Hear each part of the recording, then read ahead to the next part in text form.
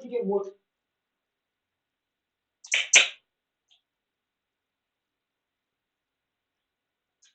What experts call a precision kill. A nuclear scientist who was a key player in Iran's nuclear program killed in broad daylight.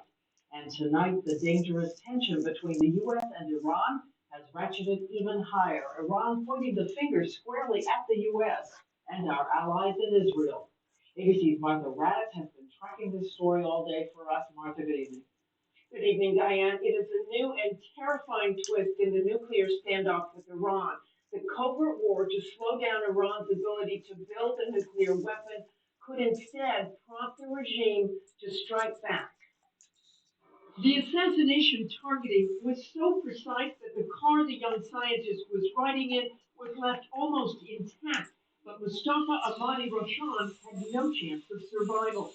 Two motorcyclists tracked the car through Tehran's morning rush hour, lobbing a magnetic bomb right at Roshan. A mission that seemed right out of a spy thriller like Syriana. It has all the earmarks of an Israeli operation, very sophisticated, very particular, and very effective. The Iranians accuse not just the Israelis, but Americans as well. I want to categorically deny any United States involvement. Roshan was deputy director of the Natanz uranium enrichment facility. There is speculation today that Iran killed the scientist to pin it on the Americans and Israel. But former Mossad agents say Roshan was far too valuable. Roshan is the fifth nuclear scientist targeted for assassination in the last 2 years. 4 died. Today's attack is the newest in the increasingly dangerous tension between the U.S. and Iran. In October, the U.S. said the Iranians were hatching a plot to assassinate the Saudi ambassador in Washington. Just last month, the Iranians threatened to close down the Strait of Hormuz, where nearly 1/4 of the world's oil transits. And this week, the Iranians sentenced a former U.S. Marine to death. Today's assassination could increase his risk of execution and drive the Iranians to take even more radical steps. If this had happened in the United States or in Israel, we would consider it an act of terrorism, an act of war, and we would be seeking to retaliate. Iran has a lot of experience with terrorist acts like this, and they have the capability to retaliate. This is not over. This is just beginning. Officials do believe that the assassinations and other covert activity have slowed the Iranian nuclear program, Diane, but it certainly hasn't stopped it. And what about Israel? What reaction today? You know, Diane, we've been looking for responses from Israel all day, and where did we find it? Facebook, with the Israeli Defense Force spokesman saying, I don't know. What do you mean current rank one? But I am certainly not shedding a tear, not exactly a denial there. Current rank 1. How can that be? Well, I don't care. Okay, we realize. Iran's nuclear program hits the spotlight again, but in a different, more sinister way. Now with one of its top scientists killed and another injured. Is this nuclear program effectively under attack? Is Israel or is it the CIA, as Iran claims, and how does Iran respond? Iran, the nuclear program, and a mysterious depth within. This is Inside Story.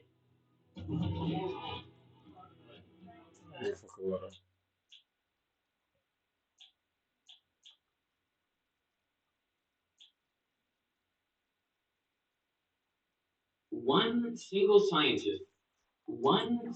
scientist created 3 inventions that accidentally caused the deaths of millions of people, including himself. Not only that, they decreased the average intelligence of people all around the world, increased crime rates, and caused 2 completely separate environmental disasters that we are still dealing with today. Part of this video is sponsored by Ren. More about them at the end of the show. In 1944, as a young chemist who had just finished his master's, Claire Patterson went to work on the Manhattan Project, building the first nuclear weapons. His job was to concentrate uranium-235, the fissile fuel for bombs, from the much more common uranium-238. And this required huge machines, mass spectrometers, which separated the 2 types of uranium by their slight difference in mass.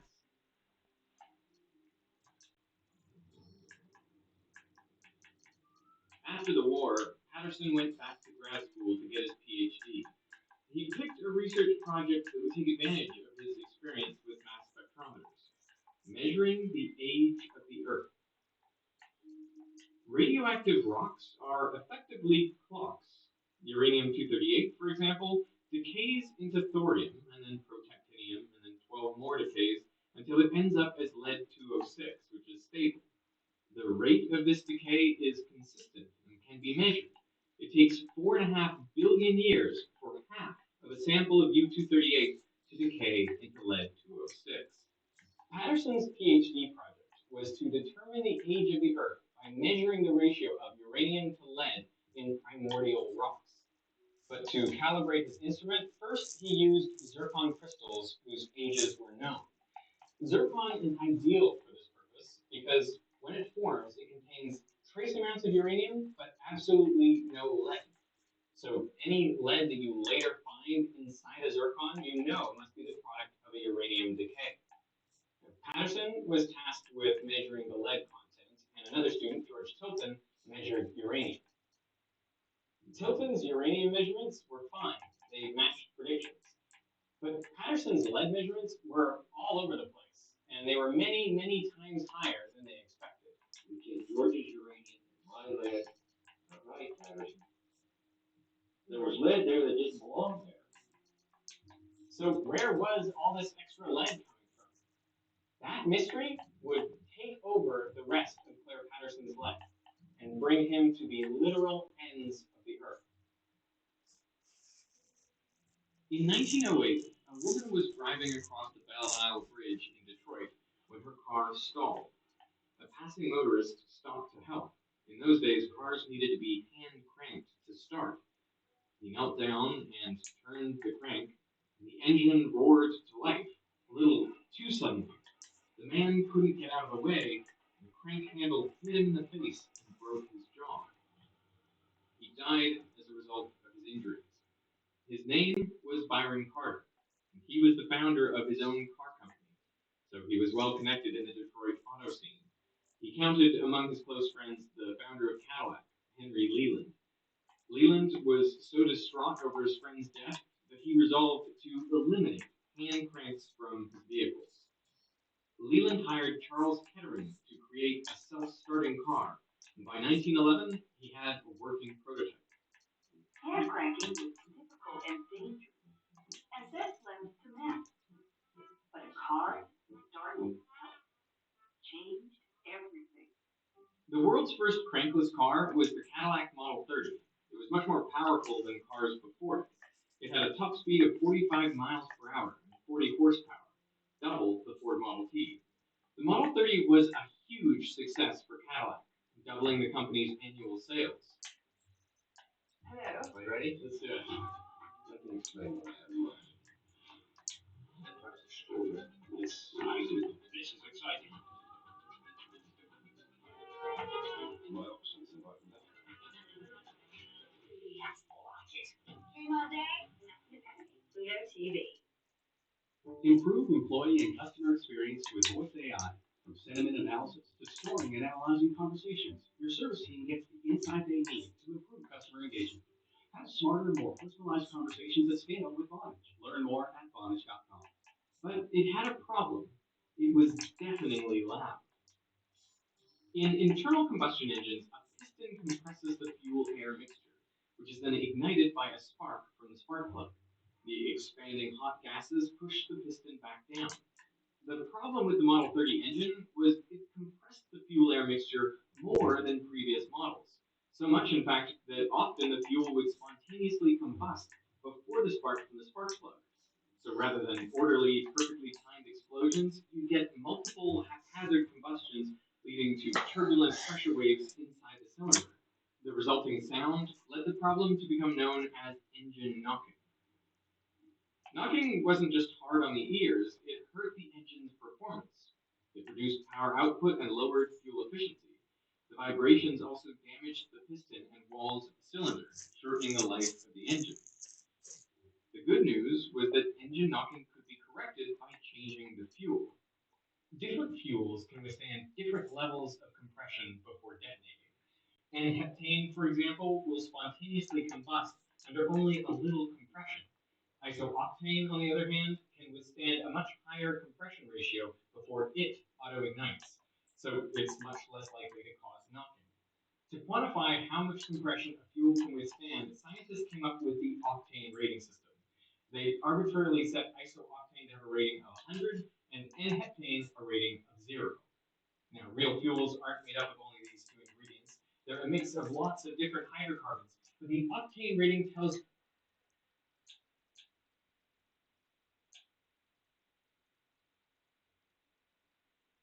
Matthew Wilson and his girlfriend Catherine Shepherd had just been reunited. He was visiting her in Georgia, where they met when they studied astronomy together at university. You're supposed to be here for 3 months, because we've been long distance for a while. But 3 days into his visit, something unimaginable happened.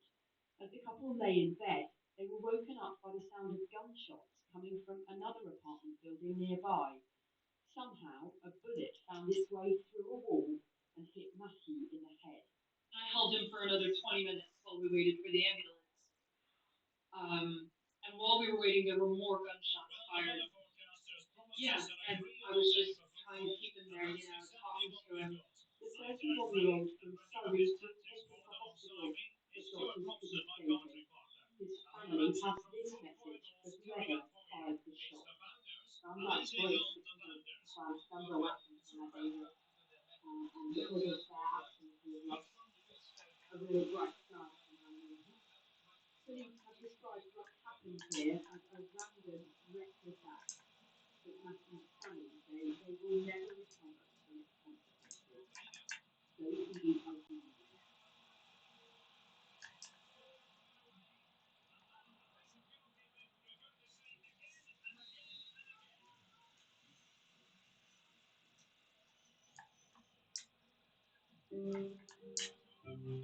Near-death experience, typical detailed ones would start out with an out-of-body experience. Consciousness typically rises over the body, and from that vantage point they can see.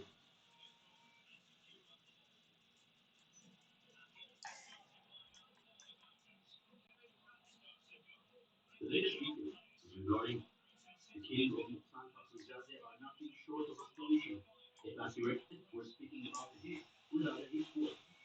Iran's news agency suggests the convoy in which Fakhrizadeh was traveling was forced to stop. As he left the car, shots were fired at him from a vehicle some 150 meters away. The shots fired automatically from the vehicle without the physical presence of a Hizbut in the area. Seconds later, with Fakhrizadeh already dead, that vehicle exploded, probably to destroy any evidence. Who can be behind?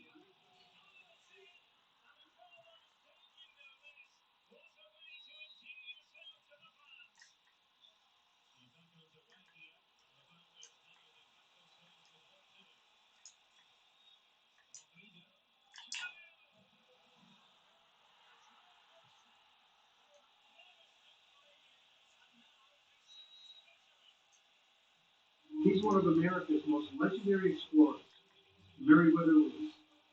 Handpicked by President Thomas Jefferson in 1803, he came up with William Clark to map out the land acquired in the Louisiana Purchase. The area was enormous, reaching from Louisiana up to what is now Montana. Jefferson hoped they'd find a direct water route to the Pacific, create a map of the area, and catalog new species of plants and animals in the region. But there has always been some who believe there was more to their expedition. I got a call from a journalist friend who said he had something interesting to show me.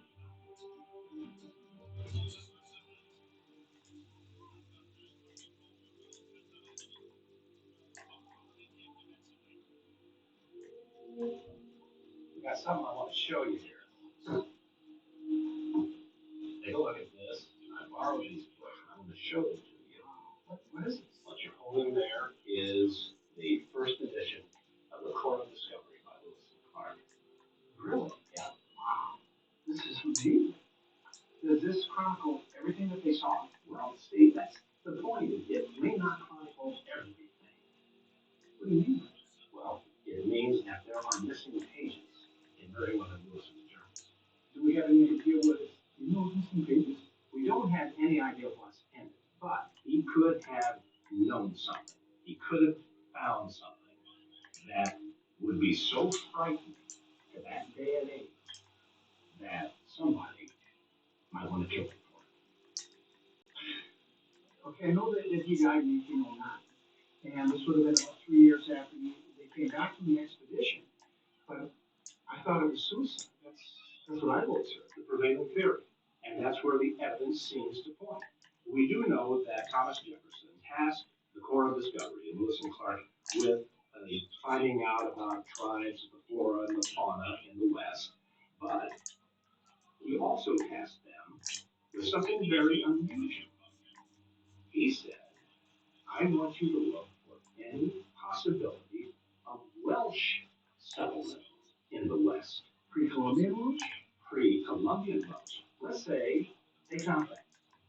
Well, if they had that information, if Meriwether Lewis possessed that in his journals and it didn't appear it was part of the missing, then it would take the whole idea of American colonial history, our very foundation, and toss it out the window.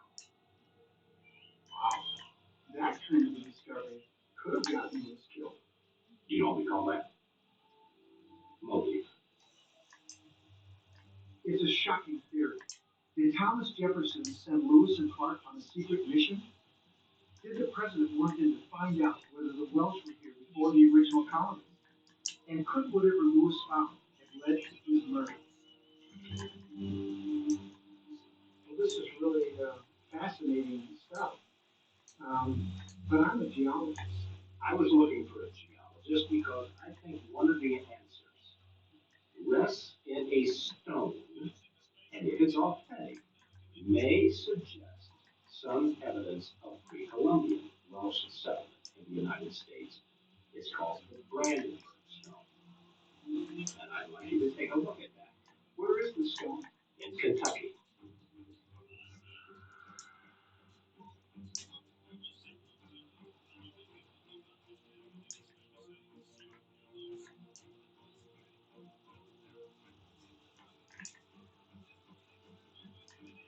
After talking to Don, it seems like there's a lot we actually don't know about America's most well-known explorer, like whether Meriwether Lewis ended his own life, or whether someone ended it for him.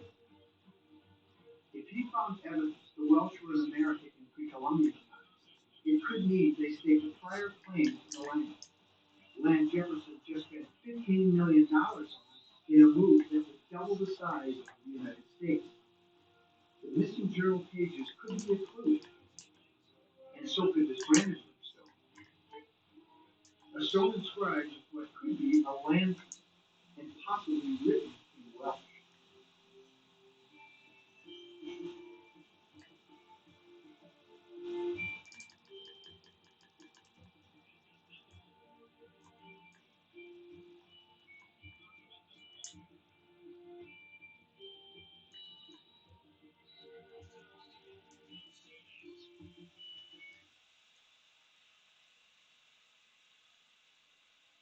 This is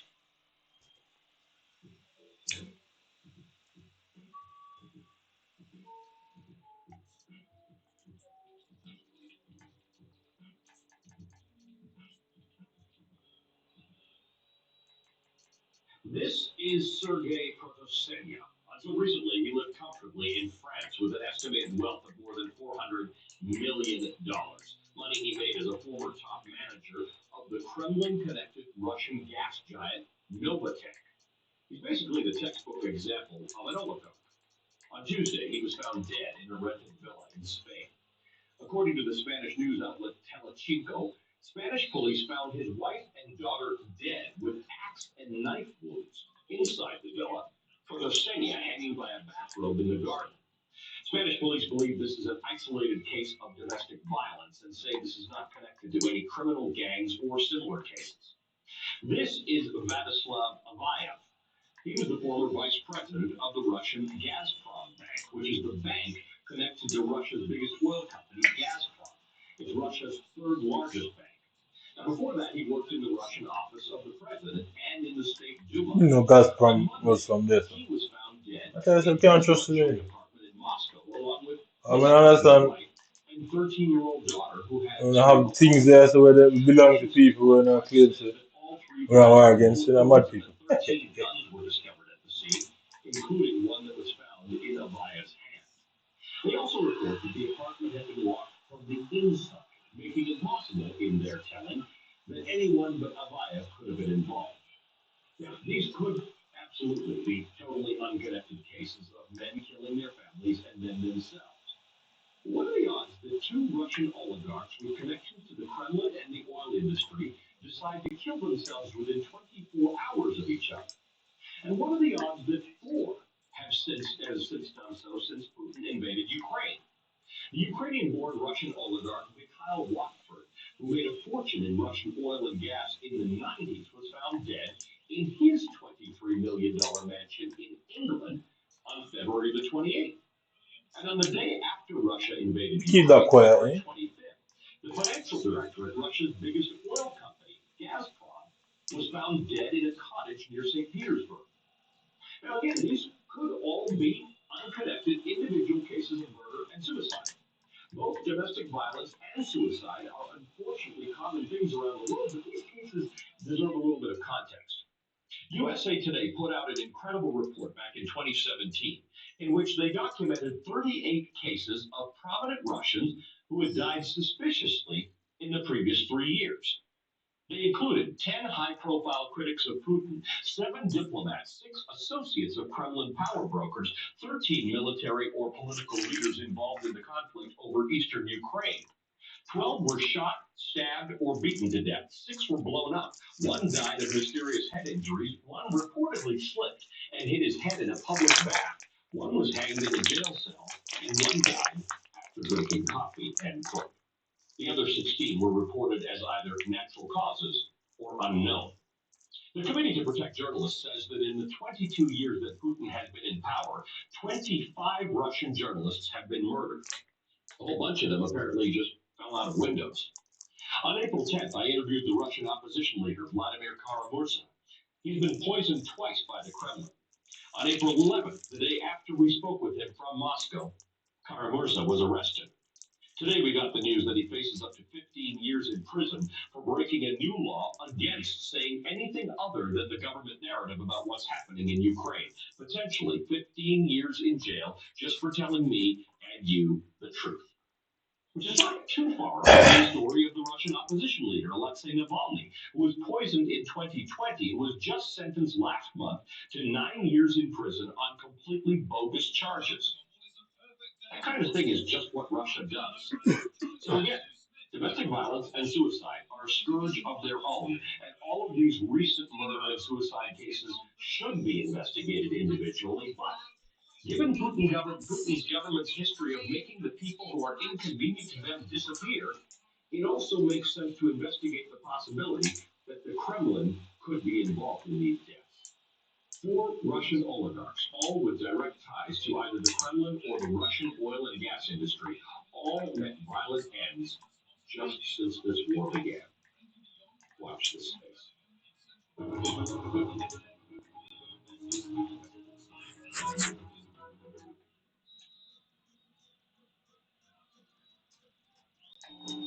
I hear this sound frequency coming from the television that completely messes with my pineal gland. What happens is it releases the coil insertion of kundalini, which is explained as spine. Max Beers was a conspiracy theorist. He died in July 2016 on a sofa in Poland, 1,000 miles from his home in Canterbury. He was 39. 7 months on, and how he died remains a mystery. We don't just lie on the sofa and die. First thing happened. Nie mogliśmy między innymi przeprowadzić kluczowej tego czwarta sekcji zwłok. Stories keep growing amongst conspiracy theorists about the role of satanic cults or aliens, and that Max knew more than he should have. What I reckon is we were being tracked by a really cool Whispers about the death involved in black comics and strange rituals have catapulted this previously little known conspiracy theorist I have been under psychic attack, under astral attack, and under physical attack to stop you from coming towards or to be able to convey this information to you.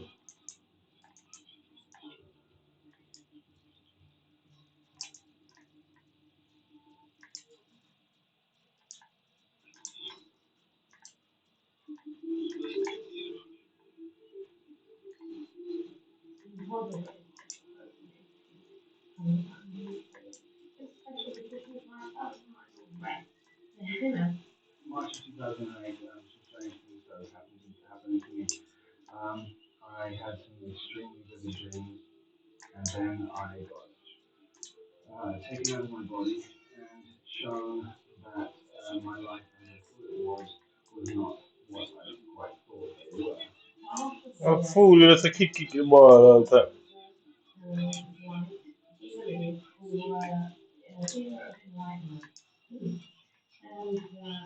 was like everything.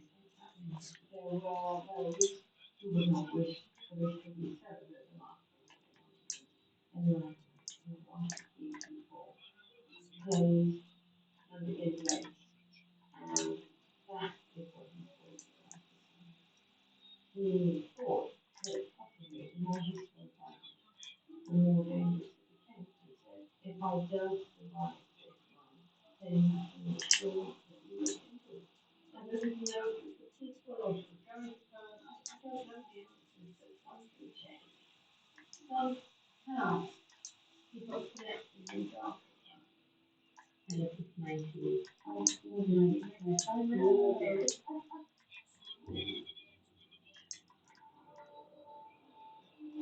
not normal for an apparently healthy 39-year-old man to just die in sex. Loads have been written about Max's death, but very little truth. What do we know? One, Maxwell Lindsay hesitate So shit. 2016 in a suburb of Warsaw. Two, Max died in the home of Monica DeVal, a sci-fi publisher. They'd known each other for about 3 months, and just a few days before, they returned from a holiday to Cyprus. Three, the doctor who attended the scene reported that Max had a high fever for about 24 hours, and wrote, before emergency services came to the site, dark brown liquid spilled out of the patient. She was hysterical, and she said, yeah, and speaking to Monica 2 days after he had died, she said he had thrown off black liquid earlier in the morning. And she said to me, four, Max's body came back to the UK 6 days later. Five, a post-mortem intent came back as inconclusive. Oh my God, it's the next 180 spacecraft. It's coming after me. Well, what's the sort of mission doing this thing called the Windows Book? These are living. That's true. I had an experience like very quickly as this is amazing. This is why he calls himself a transhumanization researcher. He knew Max for many years. He invited Max to speak at conferences. Max talked about super storage, he talked about deep underground spaces, he talked about nightmare halls, and all these types of creatures in the lab, industry in this country, the creation of a interdimensional or astral war or army. The majority of the moon is now run by the Fourth Reich. He was also explaining that we are governed by others, the other things. This is what you would call the New World Order. The New World Order is sort of a modern version of that. What did Max think happened to them? Max was part of a group of children, like 40 children, who were treated in very special ways. Okay, here Mark is talking about this super soldier that Max thought he was part of. Max believes that his mind has been altered for the future and can be controlled to fight in other dimensions. But they have been trained to survive an enemy that they need to be able to conquer, and that's what he was fighting. That's quite a big thing to believe happened to you when you were a child. You see, the people say this belief that if you're actually in a program and you're actually with other children, exposed to different military conditions, by other elements, including control,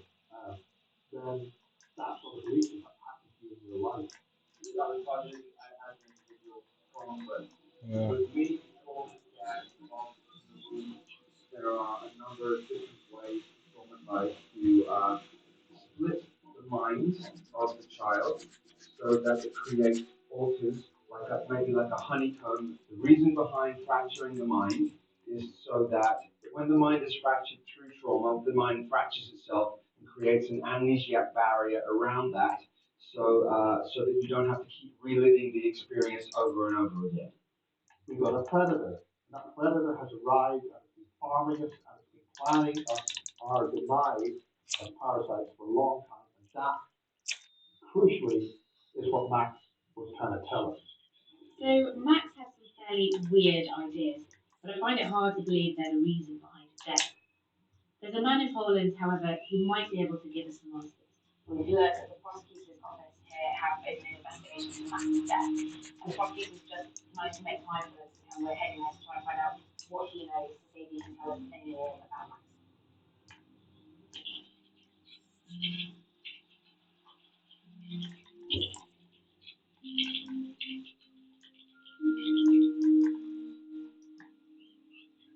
Obviously, it's very early in the investigation, but what do you know? What is fact to you at this stage? Na tym etapie ustaliliśmy, że załoga pogotowia ratunkowego została wezwana przez partnerkę pana Maxa Spearsa. You said partner of Max Spears. Z naszych informacji wstępnych wynika, że była to partnerka pana Spearsa. Natomiast te okoliczności charakter tej relacji będziemy ustalać w toku śledztwa. Lekarz po przybyciu na miejsce podjął czynności reanimacyjne, zakończone niestety niepowodzeniem. Wobec takich wniosków lekarza w dalsze czynności na miejscu nie była angażowana policja. Informacja o śmierci pana Spearsa do prokuratury dotarła dopiero 30 sierpnia tego roku, kiedy już ciało zostało przewiezione do Wielkiej Brytanii. Nie mogliśmy m.in. przeprowadzić kluczowej w tego typu przypadkach sekcji zwłok. The prosecutor told me he planned to interview everyone that was present when Max died. We know Monica was there, but it's unclear who else was around, and he won't give me names. Okay, dziękuję. So, more gaps in the story, and gaps and rumours fuel great headlines.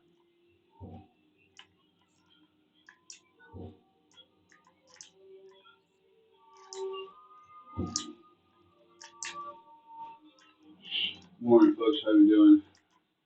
Unanswered questions are like a red rag to a bull for conspiracy theories. They stole Max's memories from Max himself. was about to expose the child's pedophilia ring. There are hours of this sort of stuff online. Everybody wants to keep. They stole his memories and put him into Orlando, Florida. Max was messed with before he was born.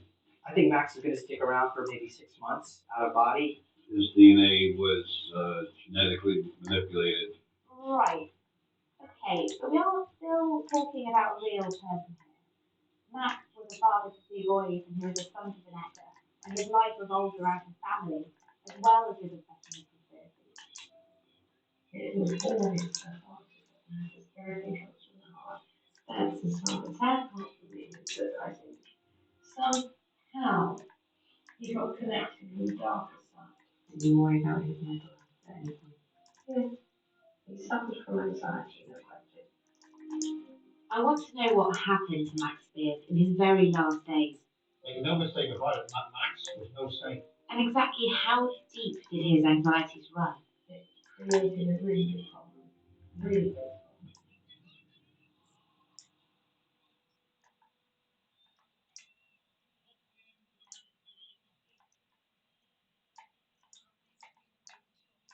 There are a number of different ways to traumatize to split the mind of the child. Max Spears, a British conspiracy theorist, died on a sofa in Warsaw, Poland in July 2016. How he died is still a mystery. Max was obsessed by conspiracies, but was something darker going on in his life?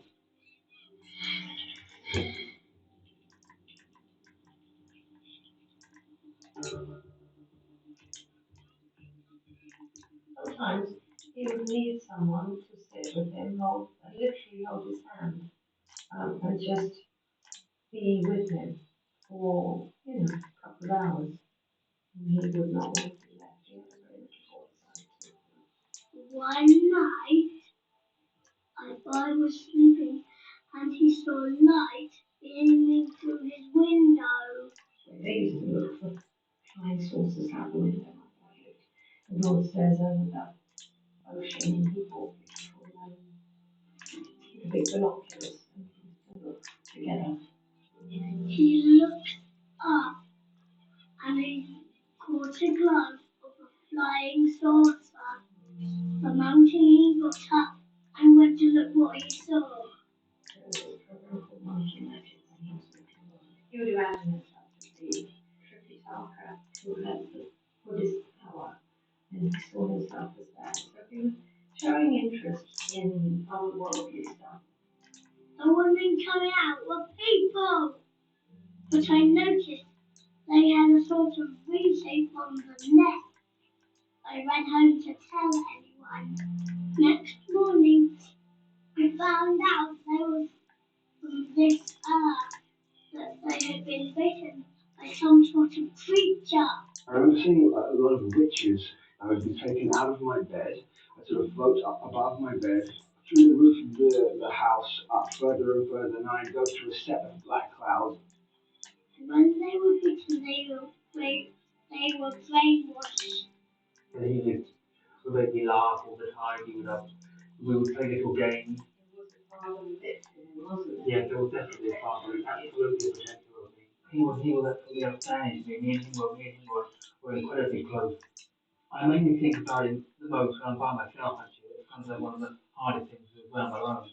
He was very, very charismatic. He wouldn't like hiding fully. He would try and put it out there. One of the main things I really loved about him. People were really fond of Max. He always seemed to leave an impression. Miles first met Max at a super soldier conference in Nevada, and they became good friends. Well, I do interviews, and rather than setting it all up and having tripods over the place, when I built this place, I decided to put this lighting grid on. I can make it do different colors. You ever have a disco in here? Oh, yeah. Yeah? Let's think of some horrible ailments that you might have. Backache, yeah? Yeah, backache. It won't take a second. Is it so? Forewarned is forearmed, Miles. What's going to happen? Well, what will happen is you will feel a sensation with the money. Soft start. It's actually quite expensive. Whoa! Ow, ow, ow, that was stronger. Oh my god, that's really strong. It's like see my skin moving. Yeah. No, I can't feel any change in my body. What's actually happening is that your hair is progressively turning into a curly redhead. Perfect. Ow, I've always wanted to be a curly redhead. How about you now? Okay. Yeah. Max's friends who shared his beliefs definitely read more than others into Max's thoughts and behaviours, particularly when he lost control. Max, on one level, is an extremely intelligent, erudite, fun guy, in love, loves birds, great guy. Make no mistake about it, Max was no saint. He did some recreational drugs, he drank like hell, and he had a good time. Now, when I met him in Canterbury, we were being tracked by at least 4 pairs of agents. But there was one particular guy who was making a big show of walking around the place, and he actually did a thing called trigger Max. Because one of the things that this is the whole point about these children is that you can program a person's personality. So they behave in different ways according to what you Yes, and with a trigger word, which is what's called a trigger word, bingo, they will switch. Miles is suggesting here that Max, if I've got this right, could be switched on and off into different states by unknown people. He even goes on to suggest one of the signatures of programming is addictive behaviors. What's Max's relationship been with drugs? So he did something, jumped over something perfectly, wasn't drunk, nothing, jumped over something, managed to land awkwardly and got a crack in his pelvis, went to hospital in America, and they gave him one of those powerful drugs, either Oxycontin or like Percocet, and it created a really big problem. Really big problem. Oxycontin and Percocet are very common prescription opiates used in the States, and overprescribing of this kind of drug has caused a big rise in heroin addicts in America. Did he experiment? We went all the way down for the 2 years in heroin. Only once he couldn't get exposed anymore. There were a couple of times that he had relapses. He came here with his clean whistle and nothing wrong with him at all. But that leads us to the point of when he went to Poland and perhaps to relatives there, did he or didn't he relapse? I don't know.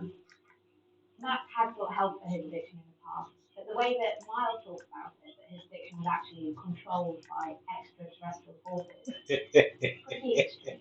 It's called trauma-induced mind control. You put the individual into a state of trauma with a normal personality, basically wants to get out of that trauma. It wants to kill the pain. And once that happens, bingo, you've shattered the individual's personality. Can't say the court against somebody completely different than when they used to be. You're a fuck by the yellow. No, that's why it's the trauma in it which causes you to go for the addiction, to get rid of the trauma. I wonder if that's not quite a dangerous explanation for addiction. Could it stop somebody from getting the help that they need? Take a look at this film. It was recorded apparently 4 days before Max died in Poland. The interviewer is a man called Alex Burdovich. He knew Max and also Monica very well. Hi, today we are with Max Spears again, and we are recording only the voice because we don't have a good place to record the camera. This appears to be the last interview Oh, ever recorded. I think it's important, not because of what Max says, but how he says it. This is a last set of, so we have after the so we have a controlling, we have a full controlling system by, I suppose it's a surge of positive energy, helping me out there on this AATDO. Yeah, it sounds really high. Shall we get back on right now? Yeah. Like tacky. And his thoughts are relevant. This is an hour and 16 minutes long. You look like being attacked now. I feel like this part here is almost being like something's going like this, but I try to I don't know. You can hear it just those words. It's like a woman's voice in the background. Okay, there's another side. No fucking yo. So we decided to take a break, let him jump on the trampoline to refresh a few minutes, and start the interview from the beginning. We recorded his jumping. We have kind of removal of your consciousness for some time. You were bad, but now you're back. Yes. So what did you feel what happened? Please explain. I think I disassociated, and then basically that's what happened. So the first topic, let's quite tired, so just let me know. He was in such a dreadful state, oh, we can't fool this guy. But you can hear it. You can hear him, his throat failing and gurgling, and it's horrendous. My face is on fire. Face on fire. Okay, so thank you for the interview, for sharing this difficult stuff.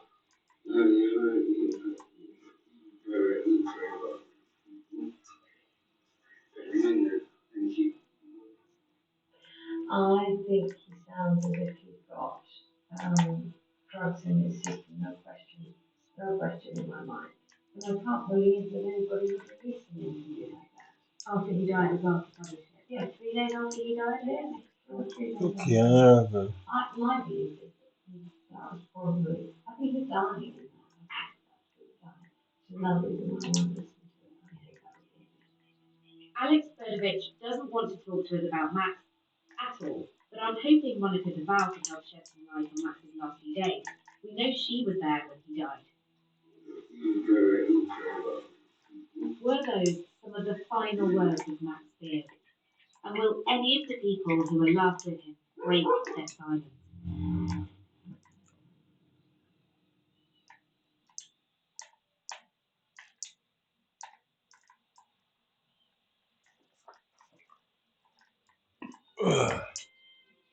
Max Beard, the British conspiracy theorist, died 7 months ago in Warsaw. But there's still a question mark over how he died.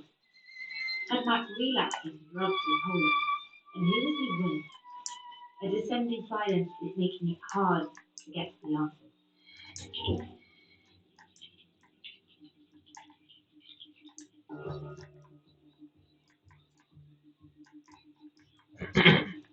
Have either of you had any contact with her since tonight that you died? Yes, I have. I spoke to her with her for probably a couple of weeks.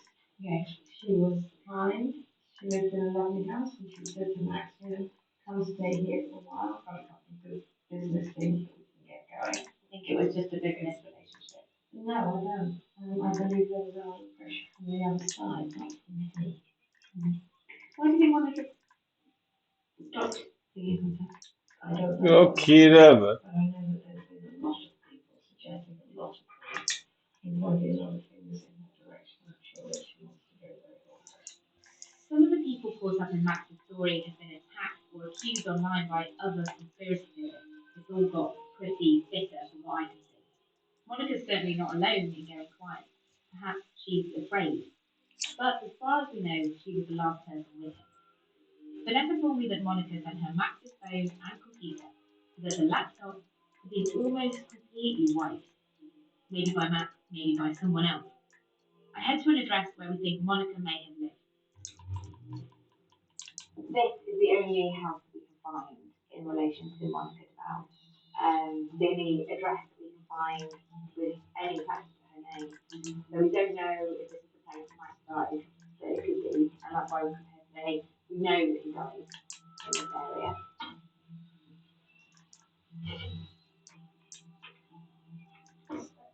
Ring the bell, please.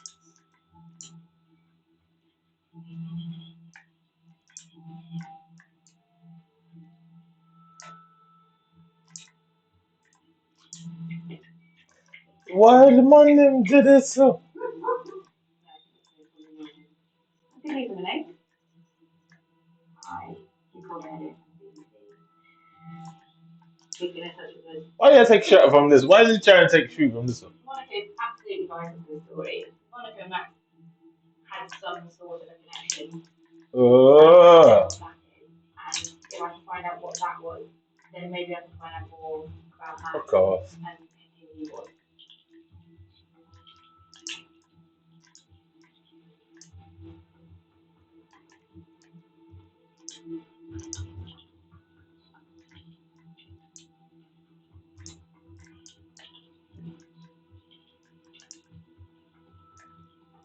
Monica has now been interviewed by the prosecutor in Poland, but we're not allowed to.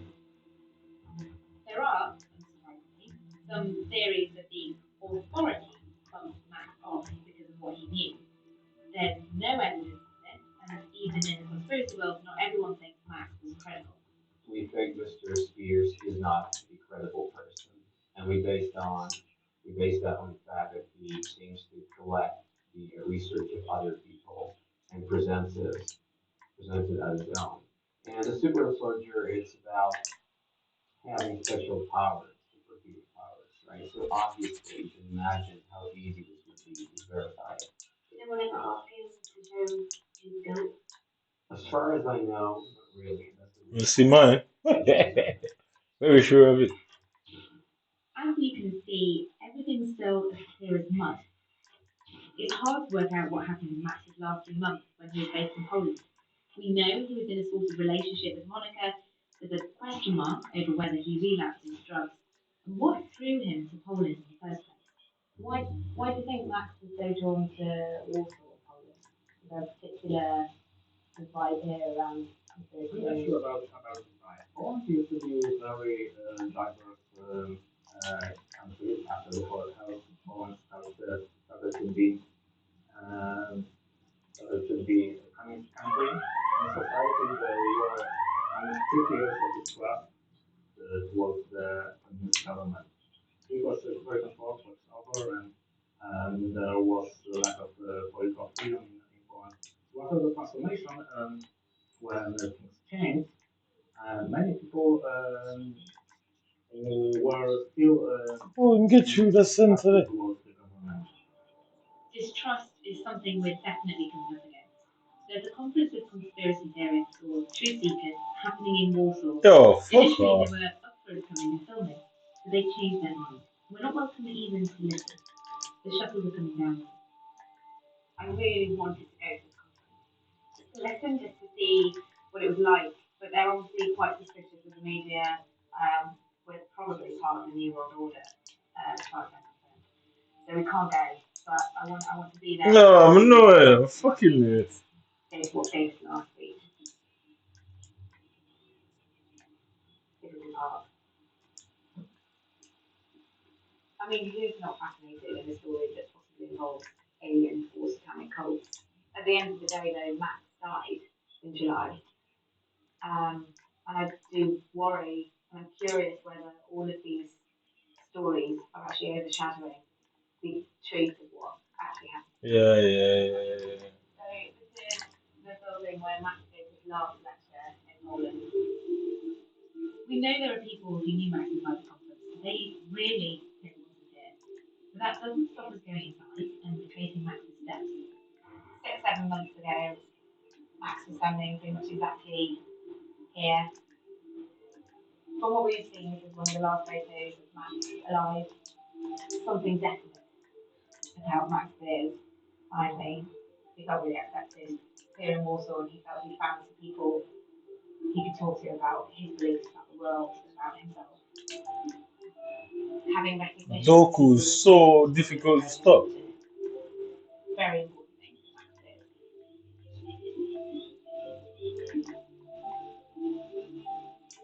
is. Doku is so shockingly hard to stop. Intuition or some sort of mistrust.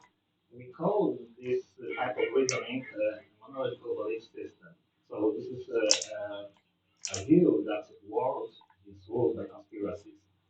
And the content of the conspiracy doesn't matter. What is important is this level of distrust. We have some data that prove that believing conspiracy theories can lead to feelings of powerlessness. This is some sort of vicious circle. Sounds quite dangerous, especially because you can sit online, can't you, for hours and just go through conspiracy theory after conspiracy theory and speculation. It's not that conspiracies are making people feel more frightful, but also we know that frightful people are usually more prone to believe in conspiracies.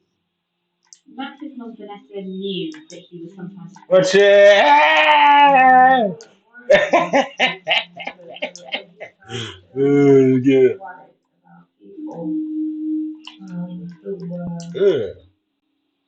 Interested in him to the point that they made fun and they started to take Yeah. What was Max afraid of? Whatever it was, it seems that he wasn't the only one afraid for his future. We've been sent some emails that suggest Max was not in a good way. What you think we need to help Max fix? I think that he needs an urgent help.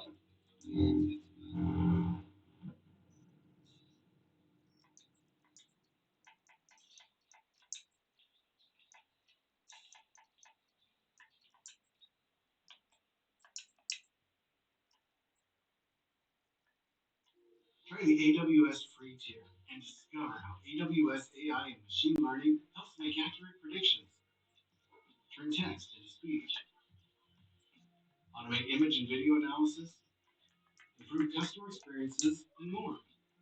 Get started for free.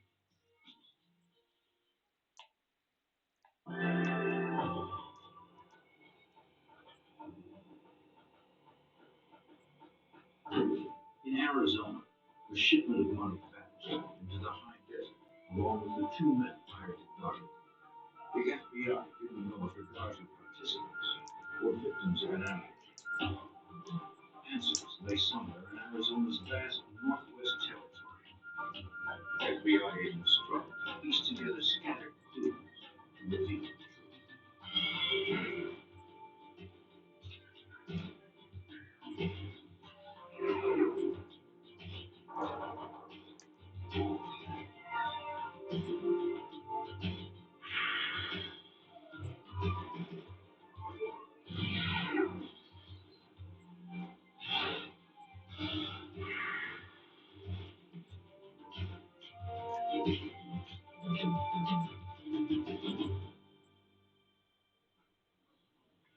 Arizona, an armored van loaded with cash failed to reach its destination.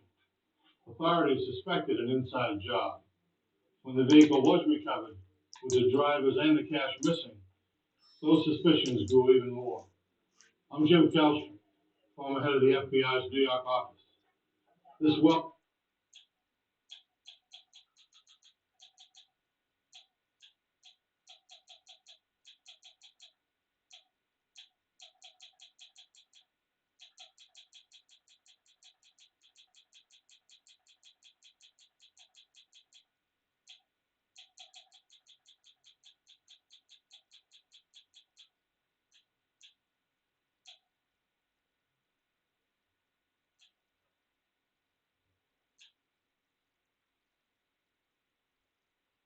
It is a staggering number.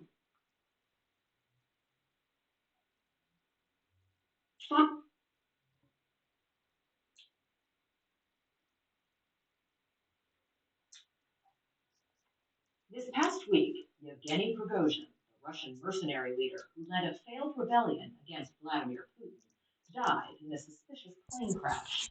As national security correspondent David Martin tells us, his death, however shocking, was hardly a surprise.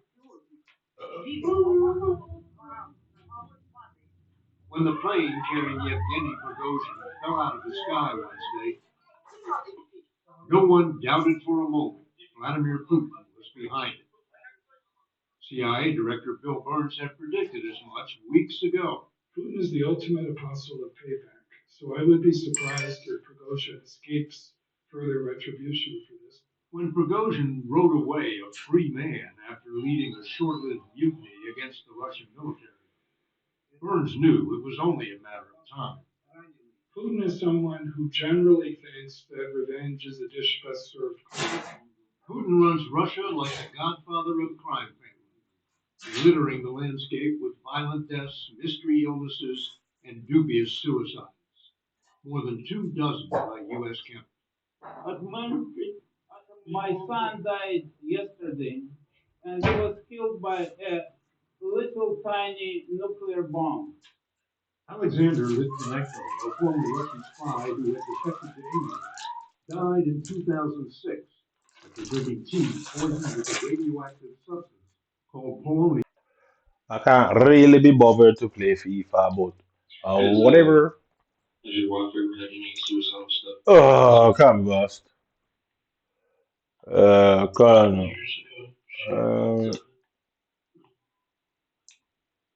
Through it. We worked through it. How many games ago? Has she ever had any kind of medical treatment for her? 4 wins. Fuck it, I can't be lost. She just started opening up. She was Really can't be lost. in middle school or high school. So play 20, play 15, play 20, 83, 1083, and then 85 times 2. How much days upon that? Physical abuse or sexual So objectives that run out with that, abuse? innit? Do you know who it was that done it to her, like a family or boyfriend? I think it was her dad and maybe or something. And then if we win 4 and all that, She was about 500, so them two, they should give me all of that. there was the neighbor. Yeah, so them two, there. Then I get it done. Yeah. Those are the ones that she also used like multiple.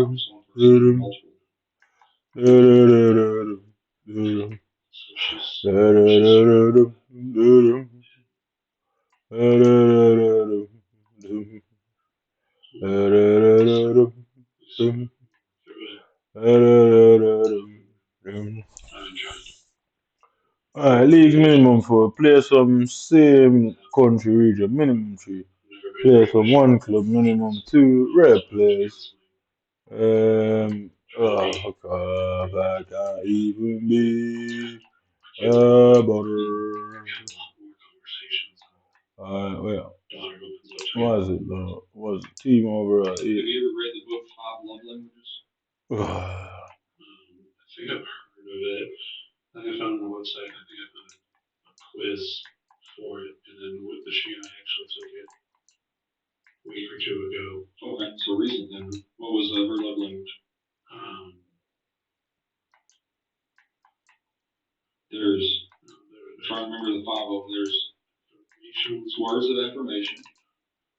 Gifting wasn't high, but it was higher than mine. Receiving gifts. Yeah, good gift. The one where you do things for, like, laziness. Acts of service. Look at that. I feel like acts of service and affirmation were high too. And then, of course, the intimate side of it. Yeah, that's most men. We never really had a problem with that. 17 years, we never really had a problem there. Me and my wife had a friend of ours give us that book, and we read it, and it was. With flexible monthly payments, book your indulgence escape today.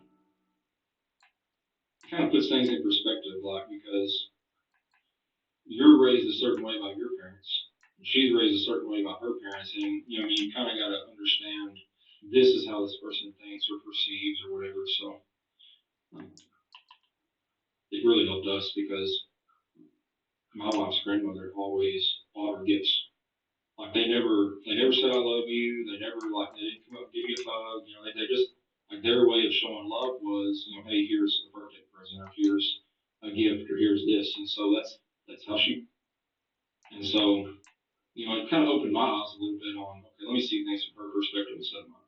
I'm trying to get her to look into some books and stuff with me. We had a friend who from high school, and she got divorced not long ago, and I asked her, what do you wish you did differently? And she said that she wished she had done that. And she's on some of her church before, not overly religious, but church has a lot of resources. So I've been trying to push her towards that a little bit. What religion? Really knows. We, if anything, she would be more Wiccan than anything else. Wiccan? Yeah, like fairies and energies and stuff like that. That's what her grandma was. Mm-hmm. I'm more, I think there's something, but I don't know what it is. More what? I think there's something, but I don't know what it is. You think you're like God, but not, I mean, you're not, you wouldn't talk in Jesus Christ, you know, to be a Christian per se, or. I took a comparative religions class years ago and studying different religions, and it's like you can believe parts of all of them. And so I just kind of fell into the, I mean, I was baptized at boot camp, but that class kind of opened my eyes, like, okay, there's different beliefs, and some of them really tie together. And so I always kind of look at this ocean, Not a specific positive energy out, the green positive energy. Yeah. Yeah, it's kind of. You believe there's a creator? Having a science degree, I believe there's something, but I don't know that I'll ever know what it is. Yeah. Because nothing comes from nothing. So. We've never talked about it on the science side of it. Because the science side of it is you mean Big Bang Theory or something like, to that extent. So I've never, and I'm not, biology was my worst class, so I'm not a big physics or biology. It was my least favorite topic. Why would it not be food? What all religions was it that you studied in that class that you kind of took bits and pieces from? Christianity, Judaism, Islam, Buddhism, Hindi, Western legs,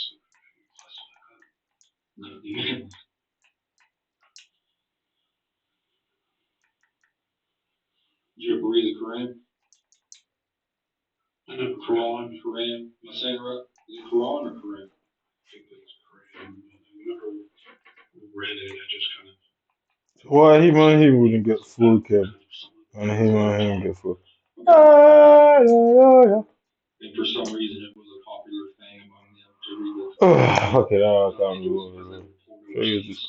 And it was a book that every house they went into it was easily readily available, so it just something to kill time or whatever. So I've got a lot of buddies that That's not their buddies. religion, but while they were overseas, they read the Quran just because it was there, I guess.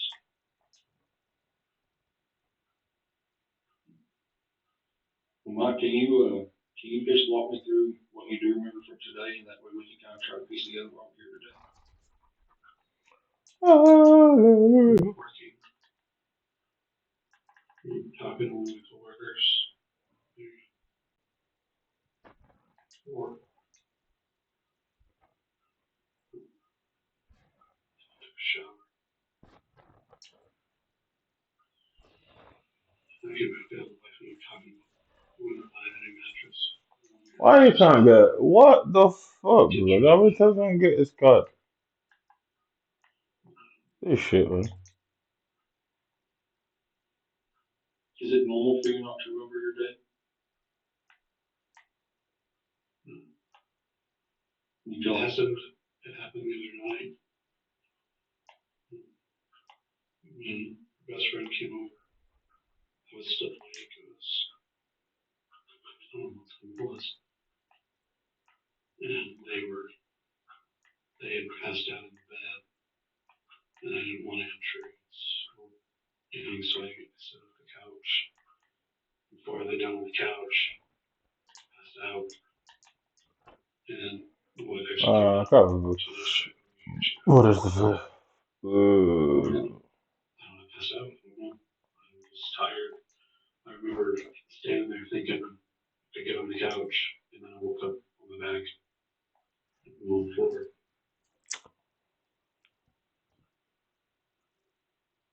you said a minute ago you had them scratches on your back. You said you had how many dogs? Three dogs? What kind of dogs are they? Two pugs and a bulldog. Two pugs and a bulldog? They all stay inside? In pain? A lot of dogs in one house.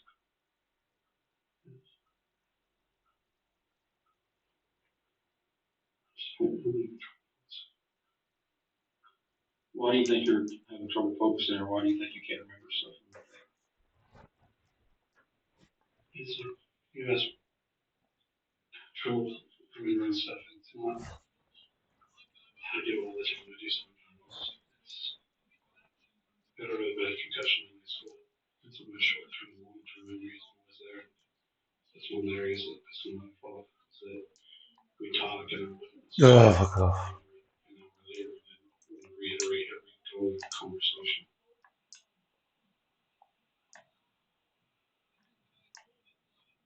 I just want you to kind of think real hard and try to go chronological throughout your day today, from the time you woke up, what happened, what you did, what you ate, what you did for breakfast, and what you did for lunch, and what you did for work, and just kind of see if maybe you can piece together, what happened today and why we can't remember. You remember what you ate for breakfast? No breakfast at all? Of course, library. Did you eat anything for lunch, or was that very much the toast? Did you eat anything for dinner tonight?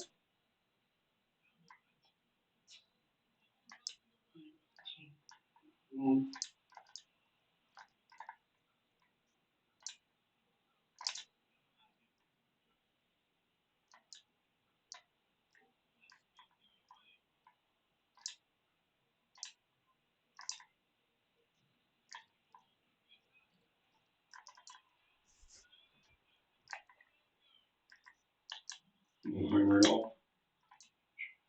I'm trying.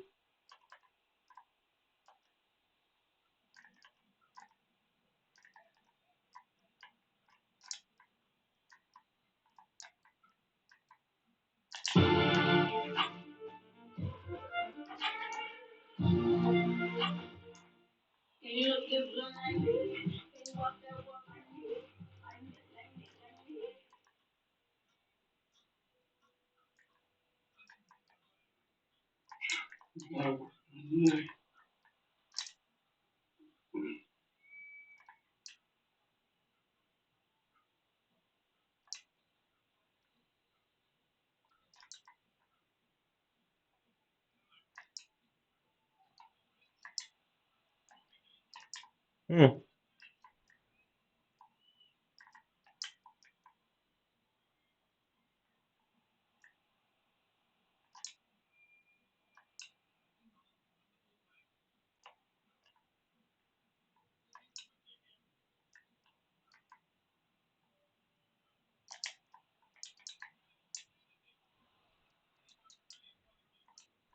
Rough account that.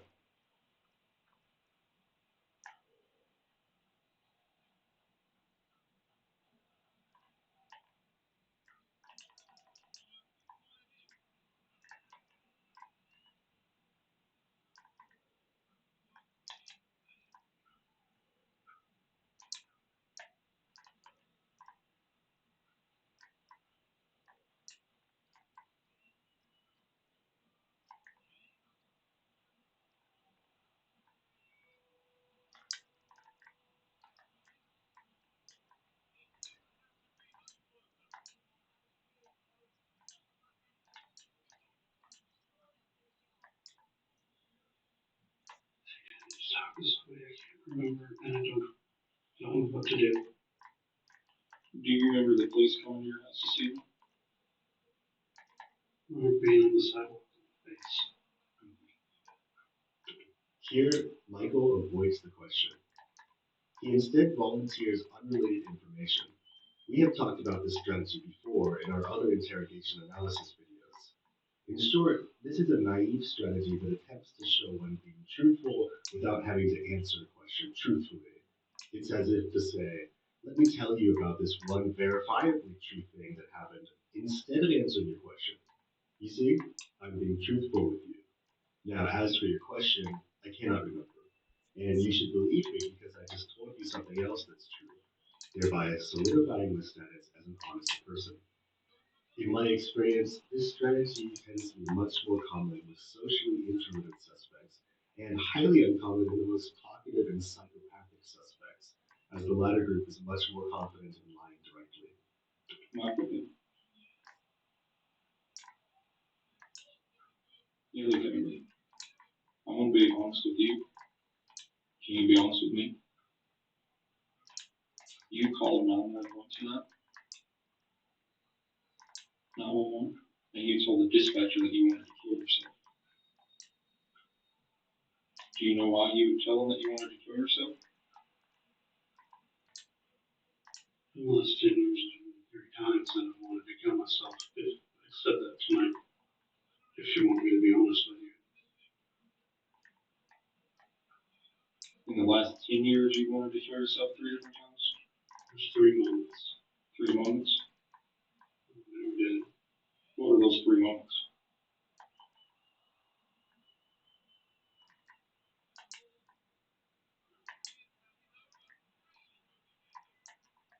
One of them, before I went back to school, it's real boss. Everything had been going really good. No, fuck I you. didn't see it coming. I didn't protect myself. I just didn't do it like the other kids. We were in a really bad place as far as financial stuff. I wasn't doing well coping with, but it was a hit to me. And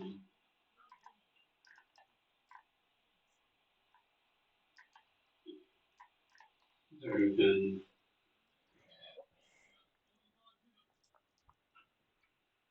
rumors that, I could softly call her. She told me it wasn't true, but it was just another piece. Something else that some screws. How are you want to hurt yourself today?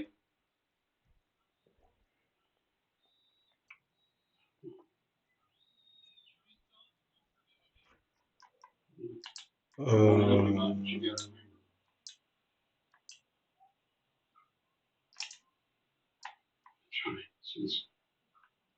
Trying to jog my memory, walk through my day. I was watching the whole time I was in the back of that car.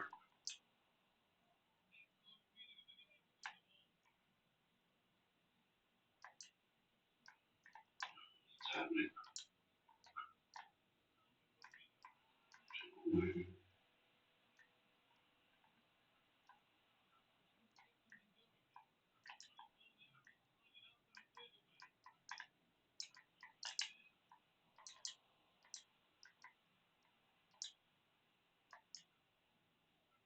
Do you remember any from today, like other than like what you ate?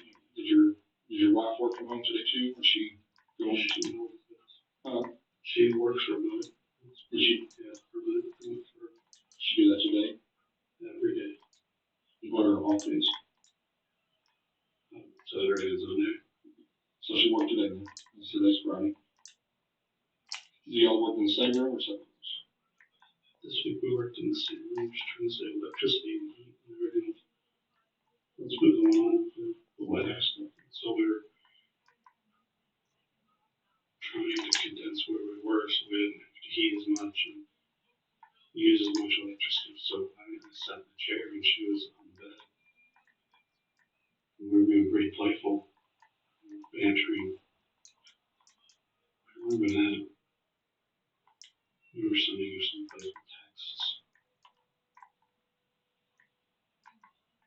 Sending her texts like while you're in the same room together, or we always do that. Yeah, just kind of keeping things fun. Well, she's in a meeting, we can necessarily see things and stuff. So she see patients? Like, is she like FaceTiming patients or? I might find that so difficult, but I don't understand why I might find that so difficult all of a sudden. Contract Well, I think we're getting a little bit further because you remember sending text messages to your wife today. So that's well, what time do you think that was? Oh, yeah. Morning. Remember what she was wearing today?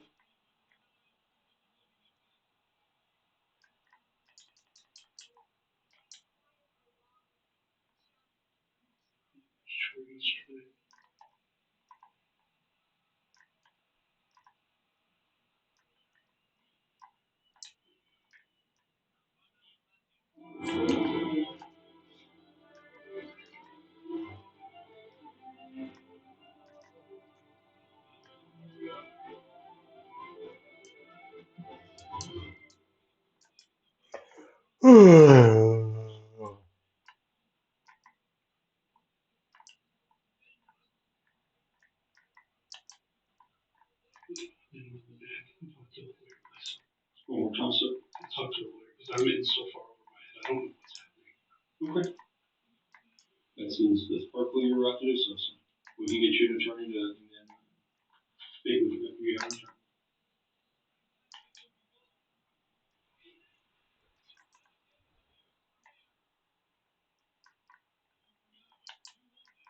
Getting confused. What are your questions? I'm sorry. You're perfectly fine.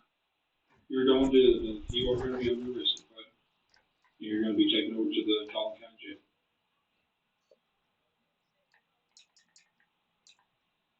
Yo, fuck you. You're going to be under arrest for capital murder. Capital murder. Let's watch that again. You're going to be under arrest for capital murder. Capital murder. If anything, Michael deserves to have his performance rewatched at least once. Clearly, he put a lot of time into his acting skills to pull this off. Notice that he fails to react the first time the detective states that Michael would be going to jail for capital murder. He says, "Excuse me," to prompt the detective to give him a second chance, as he initially missed his cue. There you go, Michael. Nailed it. We'll get to watch Michael give another 10 out of 10 performance coming up shortly.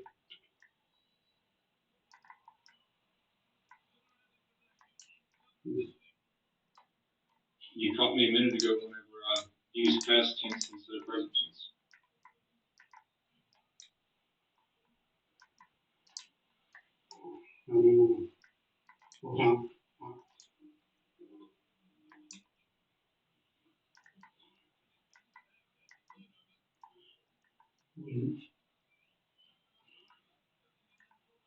Here's what I need you to do, okay? I need you to stand up and turn around and face that wall for me, okay? Face that way. All right, hand on the floor here. Well, don't put your hands on the wall, just face the wall, okay? No, it didn't. Not that illegal.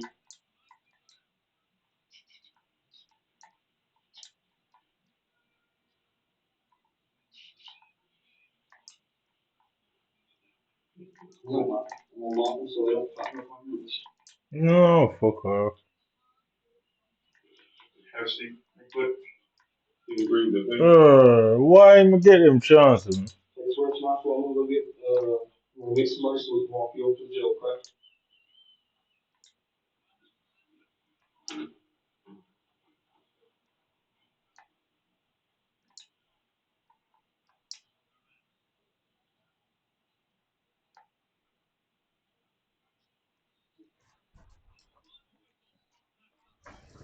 Hey, look at that.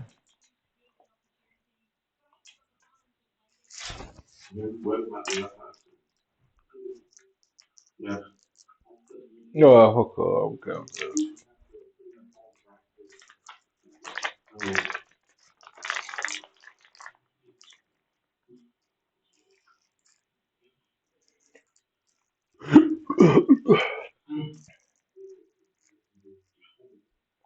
I wonder why them continuously do that. I don't understand how that will help them. Mike, we're gonna have a call pulled around so we can drive you over there because Remember to try to get more time. so I want you walking across the ice.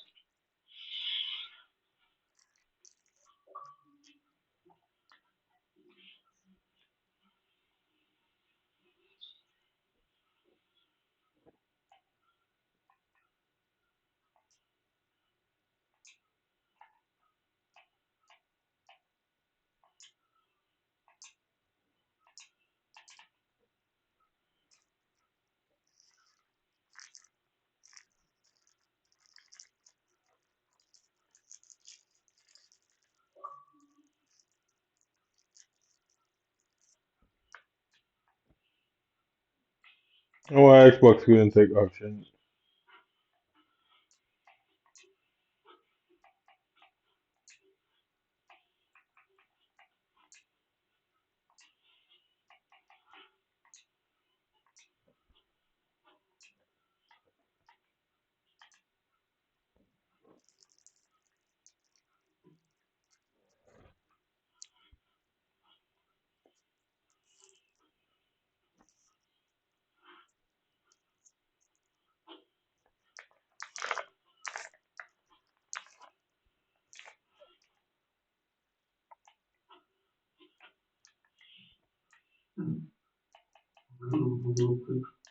Mike, don't fall down on me. If you're gonna be like that, sit down and chair.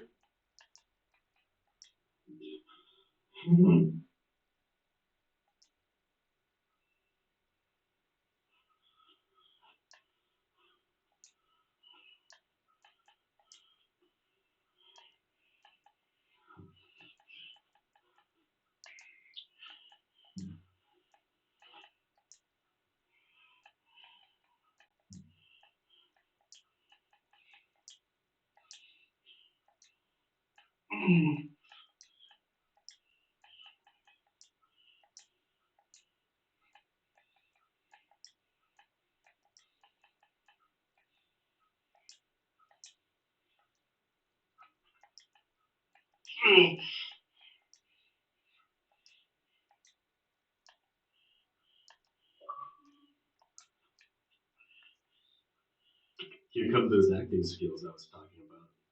That's not true. Please tell me it's not true.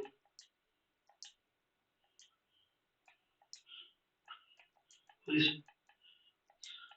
Are you talking to me or yourself? Please tell me it's not true. Your daughter is deceased.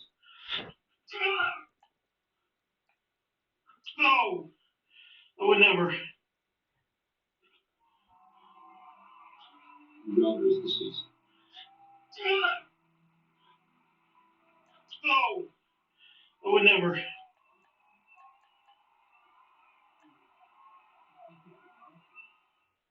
The acting was flawless, in my opinion. The only problem is that Michael seemingly forgot that he was setting up his wife as the culprit by saying, I would never.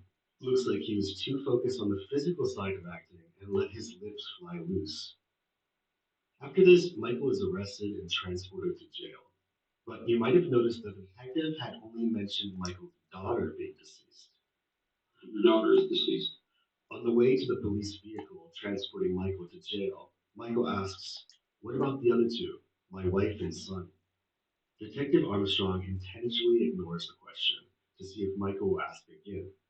A person truly unaware of the status of his family members would be begging for an update as to their well being. Michael does not ask again. The detective concludes that Michael is only pretending to be unaware of the murder of his family. To you and I, this seems like common sense, but the legal system needs evidence. And while the detective was unable to extract a direct confession from Michael, he did get tangible results to show that Michael was playing ignorant. In the detective's own words, during my interview with Michael, he was able to tell me that he remembered working, taking a shower, talking with his wife about mattress shopping, not eating breakfast, having toast at 11, working from the same room due to the snowstorm, and sending playful messages to his wife while in the same room together. That is, what might seem to have been a mundane conversation to you or me was actually an accumulation of evidence that Michael was lucid enough about the finer details of his day that it would be nearly impossible to believe him not being lucid about the murders that occurred shortly after. This detective's smart work helped in the quick sentencing of Mike Patton to life in prison without the possibility of parole.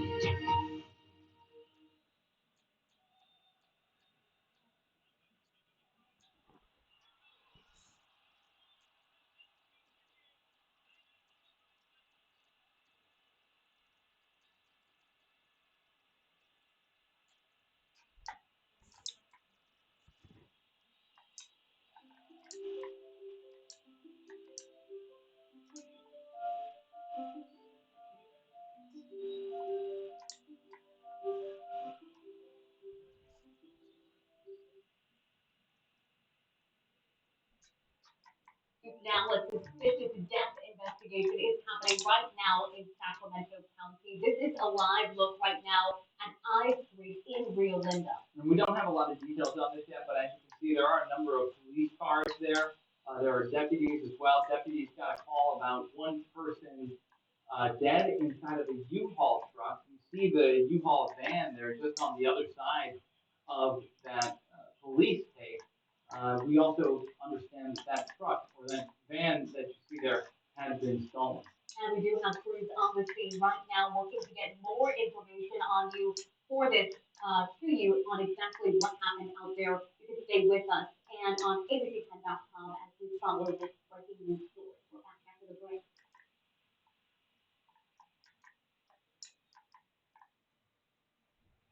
911 emergency. I can't find my daughter. Okay, when was the last time you seen her? When was there at the 4-7? People said that somebody took her. Okay. How old is she? 5 years old.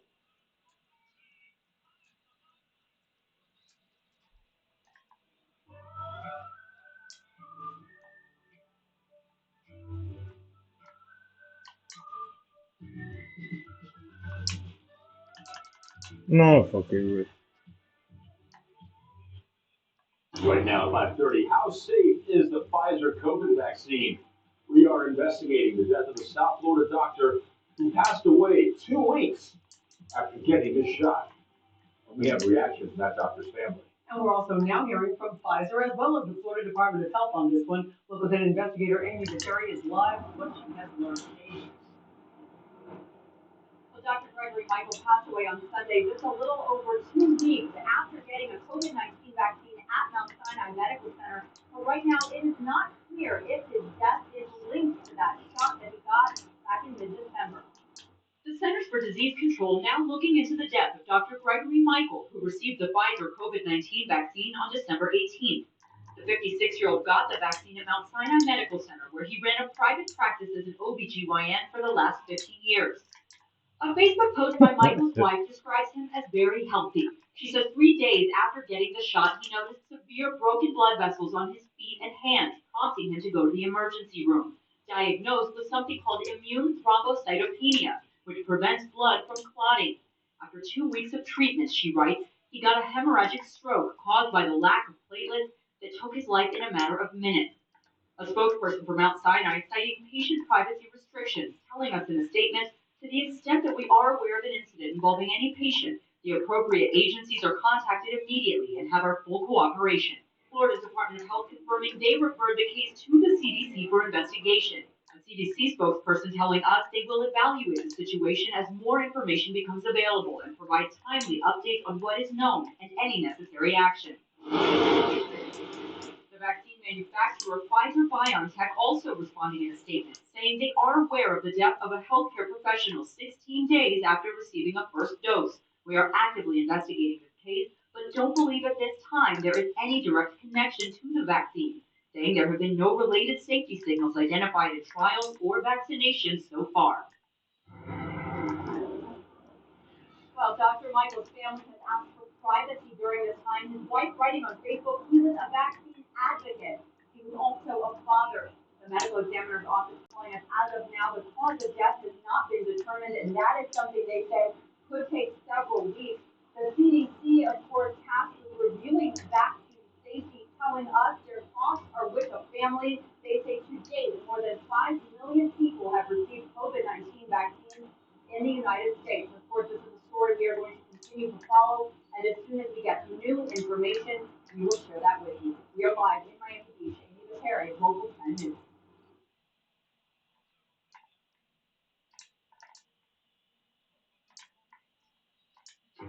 One-day business 15 cycle with me. Getting a one-day business card will carry cool for me. Welcome to this talk.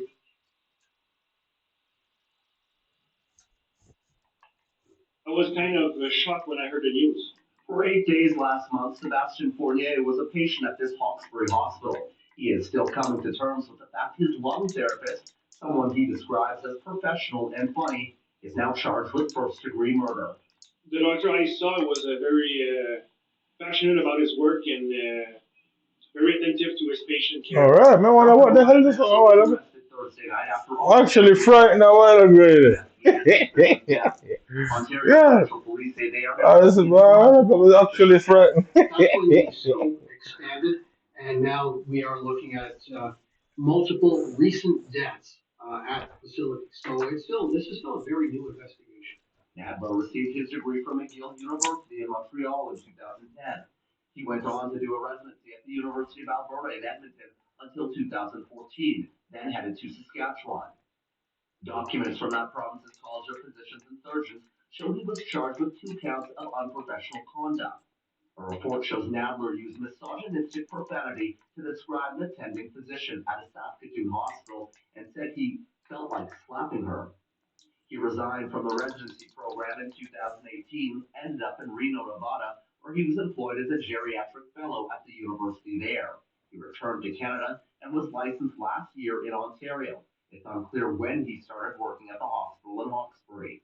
Well, first off, we can't speculate where this is going to go. Right now, we have one person accused, one charge of first-degree murder. Global News reached out to police in Nevada and Saskatchewan to see if they have been contacted by Ontario Provincial Police. We did not hear back before deadline. Nadler's lawyer would only say this. Dr. Nadler maintains his innocence. We will be defending him rigorously. Fournier says news of the murder charge has spread quickly in the small community, but maintains the doctor gave him excellent care. No, I didn't see anything wrong with his attitude or his personality. 35-year-old Nadler is also licensed to practice in So Quebec. shit. He's so shit. So fucking shit. So shit. Look at this camera. I'm Chris Hansen, right now on Crime Watch Daily from here in New York.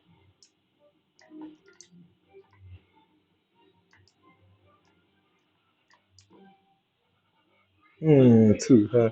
Senior and president of his class, most likely to be attorney general, most likely to be a millionaire. Walked in his front door to a gruesome discovery. I came home, she's on Leonard. His mother stabbed to death inside their apartment. Police suspect a burglary gone wrong. The killer was looking for something. Her teenage son is called in for questioning. Did you mention that? And a bloody clue leads detectives to another suspect. He's wearing one glove, like Michael Jackson. Mm. That ended with 48 stab wounds. Over and over and over again. Ah, no! That's so shit. 18-year-old college student vanishes after partying at his man's house. Today, as police delivered great news to her shattered family, he's on our hot seat with Melissa McCarthy. Did you have anything to do with the disappearance of Allie?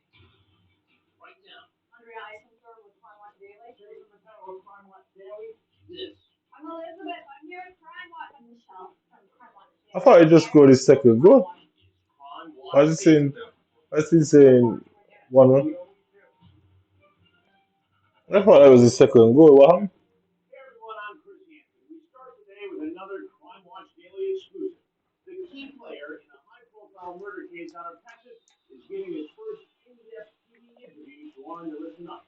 Hey, Elizabeth. Chris, our son walked into a nightmare of a scene. I came home, she was up Leonard. His mother stabbed to death inside their apartment. And drenched in blood from 48 vicious knife wounds. She's gone. At first, it's a mystery why anyone would want to so savagely kill this much loved and admired single mom. One of the hardest things for me to wrap my mind around was the motive. Yeah, fuck off. Investigates and uncover a Texas-sized murder plot hatched at this high school by the most unexpected person. Caught hiding in plain sight. It was all captured on tape. Who had immigrated from Pakistan to raise her kids on her own in suburban Houston. Boston Khan was a mother, first and foremost. Yo. Her whole world revolved around her children. Tabassum had devoted her life to them. She worked in order to provide for them. All of her energy went to Oh, come on. You see that all? providing them a safe home. Don't let him take it down. And the apple of her eye was 17-year-old son Danish, Tabassum's youngest child, and the only one still living at home. She gave him everything. Every teenage luxury her modest income could buy. She gave him a car. She gave him a credit card. She took care of every one of his needs. But Tabassum was a dedicated, hands-on mom who also made Danish earn his privileges. She wanted to make sure that his schoolwork was done, that he was at school. And Danish was living up to his mother's high expectations at Robert E. Lee High School, where he was a straight-A senior who was immensely popular with his peers and fellow students. Danish was the class president. Danish was the high school principal student helper. Danish was perceived as the student leader in the school. With a bright future ahead of him. Danish Minhas was the type of kid that was going to be a winner. Danish dressed immaculately, fingernails, filed, just everything perfect. Most likely to be president. Most likely to be president. That's cool. Ooh, far. Eastern police chief, most likely to be attorney general, most likely to be a millionaire. But Danish's world was about to suddenly and tragically come Good crashing kick, down. good kicker, good kicker, When he bitch. returned home to find his mother, the woman who lived for him, lying dead on the living room floor, her head and upper body covered with a blanket. And what lies Yo, beneath oh, you get that? is like a scene from a horror movie, one that will be seared into a teenager's memory for the rest of his life. I can't walk through the blood. A distraught Danish called 911. She's on the floor between the sofa and she's got blood on her. Okay, is she breathing normal? No, she's not doing it. Her mouth keeps closed. Danish can barely speak through his tears. We have help coming for you, okay? Now go out with me, though. Okay. Veteran homicide detective Brian Harris is shocked when he arrives at the crime scene. It was such a brutal crime. Sebastian Khan was stabbed repeatedly, over and over and over again, dozens and dozens of times. She had injuries all over her body. The majority were around the neck, the face area. She had some defensive wounds. Okay, They were then. trying to prevent her death. She had stab wounds on her leg, So cute. But her killer had left behind a telltale clue. Okay, then, get. she had bloody fingerprints Get around involved, get involved. somebody was holding her legs down while they continued to stab. Investigators are Fuck believing the off. victim may have been murdered during a burglary. It was clear based on the evidence, the envelopes being moved, the killer was looking for something, which was backed up by the blood spatter and transfer of blood on several white envelopes. But cops couldn't find any sign of forced entry at the apartment. The door frame was not damaged at all. There was no fresh wood as if somebody pried the door open. That, along with the particularly savage way Tabitha was murdered, and the fact that her head was covered by her killer, makes investigators look in another direction. That's an indication that perhaps there's a relationship, that the person knew who their victim was. It is also an indication that the person may be shameful. Now cops try to figure out who that may be. Breaking down the life that she had led, who she was, who she was dating, who she knew, what she did for work, what was her relationship with her family. Next, cops followed the Uh, trail of bloody clues on the front door. That wasn't Tabitha's blood that we were looking at. And even they can't believe where it leads them. Hair on the back of my neck stood up. ugh. A single mother of two is stabbed to death in her Houston area apartment. She's found by her distraught son, David, a popular high school senior. Our newest tonight picks up the story from there. Chris, who would want Texas mother to Balsam Khan dead? The killer's identity may have been a mystery to this day had he not made a huge mistake. He left his bloody handprint on the door handle. That wasn't Tabitha's blood that we were looking at. Cops pour over the forensic evidence and they go back to the 911 call to search for more clues.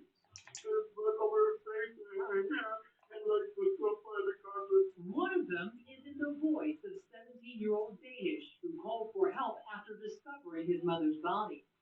Okay, you don't know what happened? No, I just got it from Galveston. I just watched it this morning.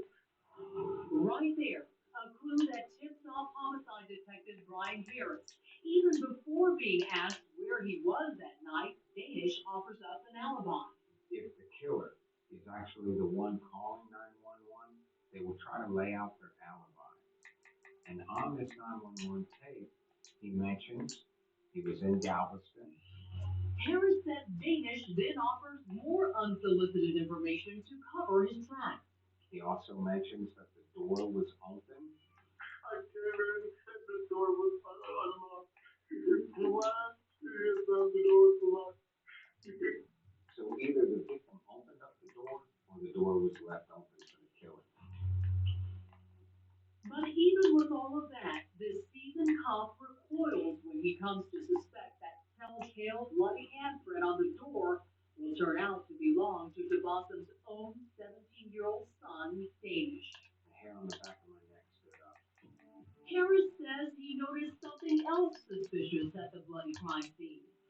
Danish's spotless clothing. There was no blood stains. So he was clean as a whistle. He was completely clean. He looked as if he could be in a magazine modeling for Prep University. But you knew there was something there. There was something there because you don't find your mom and not go to them, not hold them. There was no staining on his hands. Danish was the type of person that truly believes he's the smartest person in the room. And that he has seen enough crime scene shows about blood evidence that if he didn't have any on him, he certainly wouldn't be a suspect. Shut the hell up. Danish had a fierce argument with his mother just the day before her murder. The argument, ironically, was over whether or not she would sign his paperwork to do an internship for the Houston Police Department. To Danish, it seemed that it was all about him wanting to be this man, and that his mother was this obstacle for him to do what it is that he wanted to do with his life. And detectives asked Danish about it when he's brought in for questioning.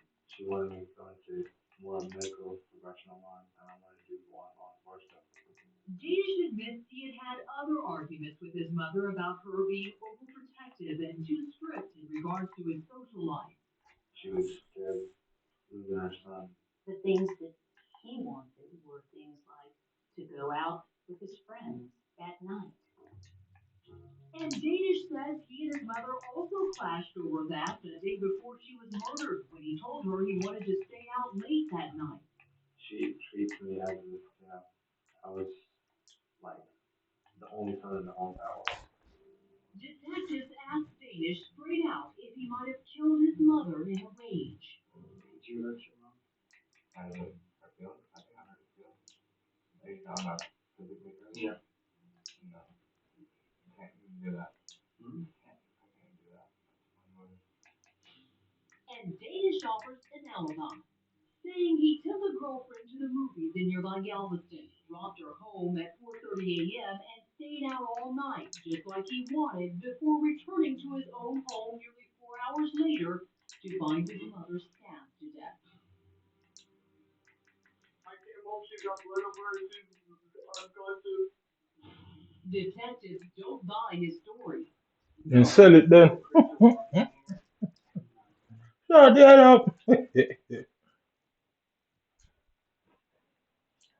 Philadelphia police are also investigating what they're calling a suspicious death in West Oak Lane.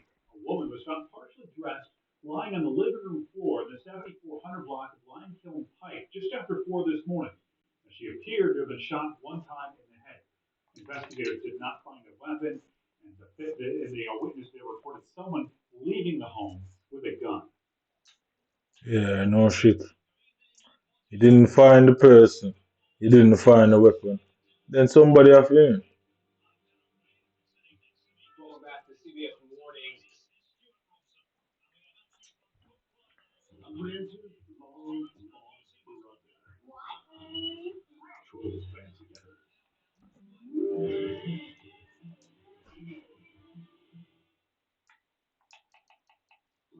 Today, information based on scientific facts is more important than ever as we face global crises such as pandemics and climate change. However, a sea of misinformation online makes it increasingly difficult to tell fact from fiction, often driven by corporate and political agendas. Some of this misinformation encourages hostility towards science and scientists.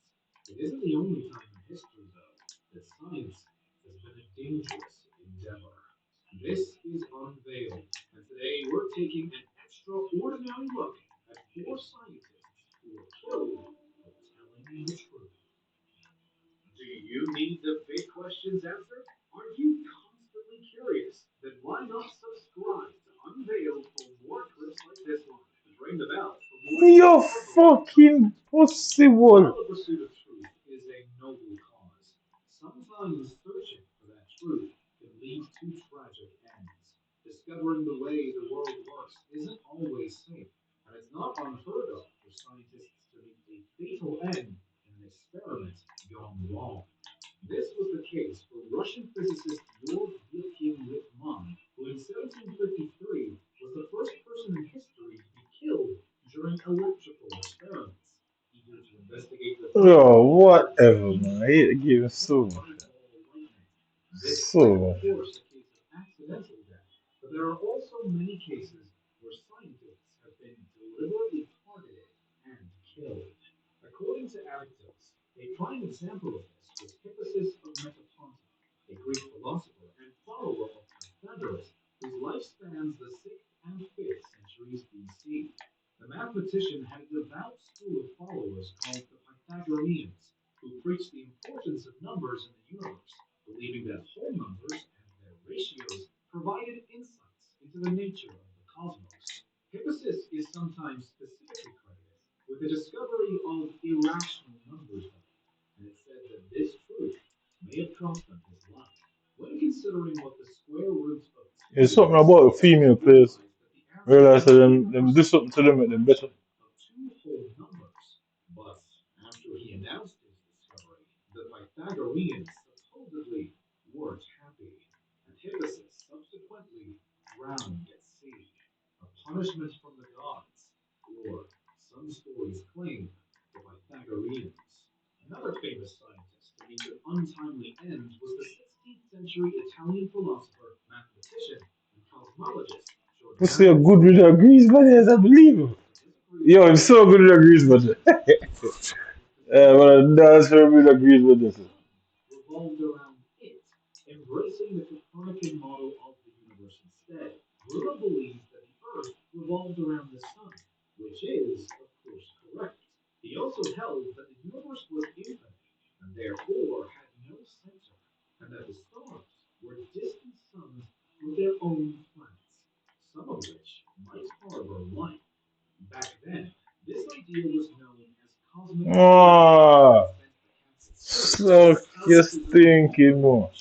The Church, along with some historians, had insisted that its persecution of Bruno had nothing to do with his cosmology, but his belief in other worlds featured prominently in accusations against him and during his trials. For the Church, such a belief went against the concept of the human race as being special creatures created in the image of God, and it threatened to reduce our importance in the universe. Ultimately, Bruno was burned alive in 1600, his own written works surrounding him and fueling the fire. Some years later, the famous So much Roman grease, man, gets Galileo it. Galilei would be sentenced to life imprisonment for also believing that the Earth Ah, orbits the Sun. While Hippasus and Bruno were killed as a result of telling the truth in some way, Ignaz Semmelweis suffered more indirectly for his discovery. Semmelweis was a Hungarian physician who, very early on, championed the use of antiseptic procedures in uh, hospitals. Although the importance of washing our hands seems yeah, obvious say it's today, got something it was tasteful. far from the case in the 19th century. Semmelweis sought to answer the question of why doctors' wards had a much higher mortality rate than those of midwives. After trial and error, he Can't theorized stop it. that it was because doctors handled cadavers that interacted with other patients, leading to contamination. His results were undeniable. Hand washing significantly reduced mortality rates. But this was a time before the concept of germs was accepted. So when questioned about a theoretical explanation for his conclusion, he couldn't give a solid answer. Doctors Oh, questioned him, conditioner. and he suffered a mental breakdown, and in 1865 was confined against his will in an asylum. There, he was brutally beaten, put into a straitjacket, and Mm-hmm. died of infection after just 2 weeks. Had the medical community recognized his discovery at the time, many lives could have been saved as a result, including his own. And finally, another scientist who met a tragic fate during confinement was the Soviet botanist by Vavilov. Unfortunately for him, he was a prime example of having the right knowledge at the wrong time. Today, Vavilov is remembered as an outstanding botanist who dedicated much of his work to improving essential crops such as wheat and maize. However, he ran afoul of Soviet leader Joseph Stalin, who by the 1930s had become a brutal dictator.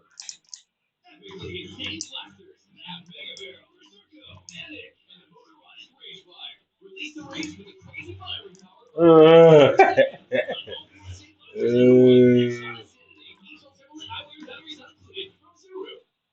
Communication plays a big part in all our daily lives. Emails, text messages, phone calls, and the internet power modern life, the involving fuck? everything from making Better phone than I calls eat to there. Come connecting here. with friends to controlling financial systems and sharing sensitive information. Because we all rely so heavily on these electronic methods of communication, their security is incredibly important.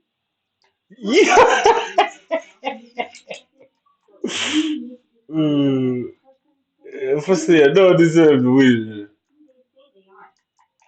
That's where I cryptography, don't or deserve the win. So cryptocurrency, cryptography, this kind of crypto yeah, is all whatever. about communicating using secrets. It's Vavilov obviously a believed stitch. in Mendelian inheritance, which demonstrated how invisible factors, now recognized as genes, predictably determine the traits of a plant or animal. However, Stalin favored a pseudoscientific biologist named Tropim Denisovich Lysenko, who believed instead in Lamarckism, the inheritance of acquired characteristics. According to this theory, parent organisms can pass on traits acquired during their lifetime to their offspring. While this theory That's once had many crazy. You know, proponents, you to it dribbling proved outrageous. that it's fundamentally incorrect. Ah, come Sure, on. our parents have a psychological impact on who we become, but biologically, the traits we inherit at birth are based on their genetic information. Nevertheless, No. Stalin's favorite, Lysenko, rose to a Shooting position shit of in it. influence, becoming director of the Institute of Genetics in the USSR's Academy of Sciences.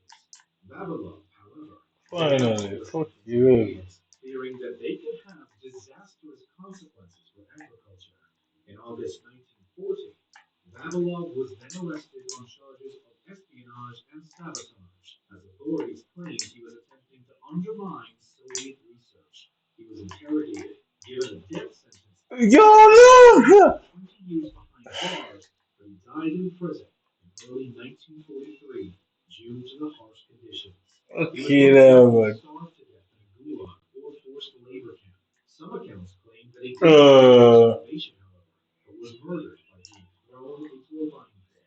look, look, Unfortunately, look. Vavilov attempted to lead his country in the right direction, uh, ultimately cost him his life. Meanwhile, Lysenko's ideas contributed to famines that killed millions of people in both the Soviet Union and the People's Republic of China. Clearly, scientists fuck had you. a responsibility as he directed us. While most feel, well, Alright, that's so much fun. Get him with the midfielder. Get him with the midfielder. Get him with the midfielder. the others No, rejected Arby, scientific Arby. evidence No and sought fucking to way, bro. impose their research, theories, and conclusions. Today, in an increasingly divided political climate, there has also been a notable rise in violent rhetoric. Some of this anger and hate has been aimed at scientists, but individuals and groups who disagree with scientific opinions. While scientists can be wrong and don't always act ethically, much of this anger is still fueled by misinformation, carefully cherry-picked or drawn from suspect sources. Looking back at history, we can see clear Good. trends. These threats are more than idle talk, but those are four scientists who were killed for telling the truth. What do you think? Is there anything we missed? Let us know in the comments. Check out these other clips from Unveiled, and make sure you subscribe and check No, out our official fucking hell. It's certainly not deserved to a lead again. Powerful telephony experience into mass Certainly not deserved. elevate your team's experience by unlocking reliable, global, and advanced calling. RingCentral for Microsoft Teams can be embedded into the Teams app without a Microsoft phone license, empowering users to make and receive calls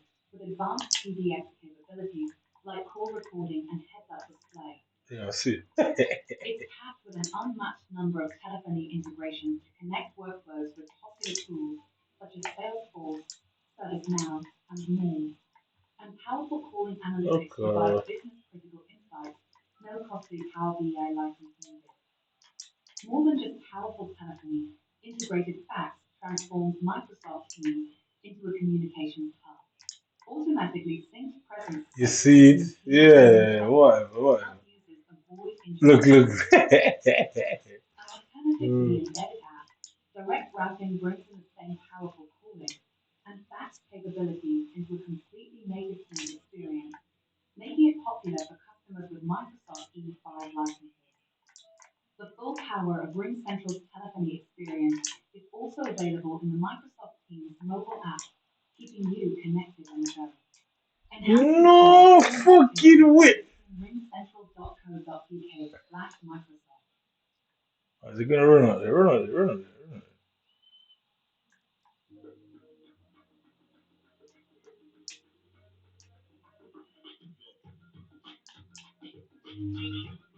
Yo, fuck!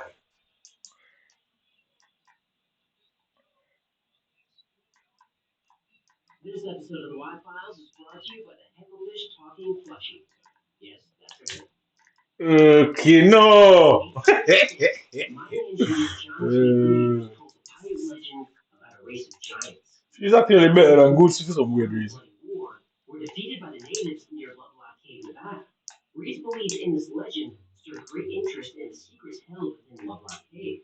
Official excavations were undertaken in both 1912 and 1924 Okay, yeah, man. California, with reports telling of thousands of artifacts being recovered. Of these artifacts, the Uh, most puzzling were human remains. Well, they were almost human.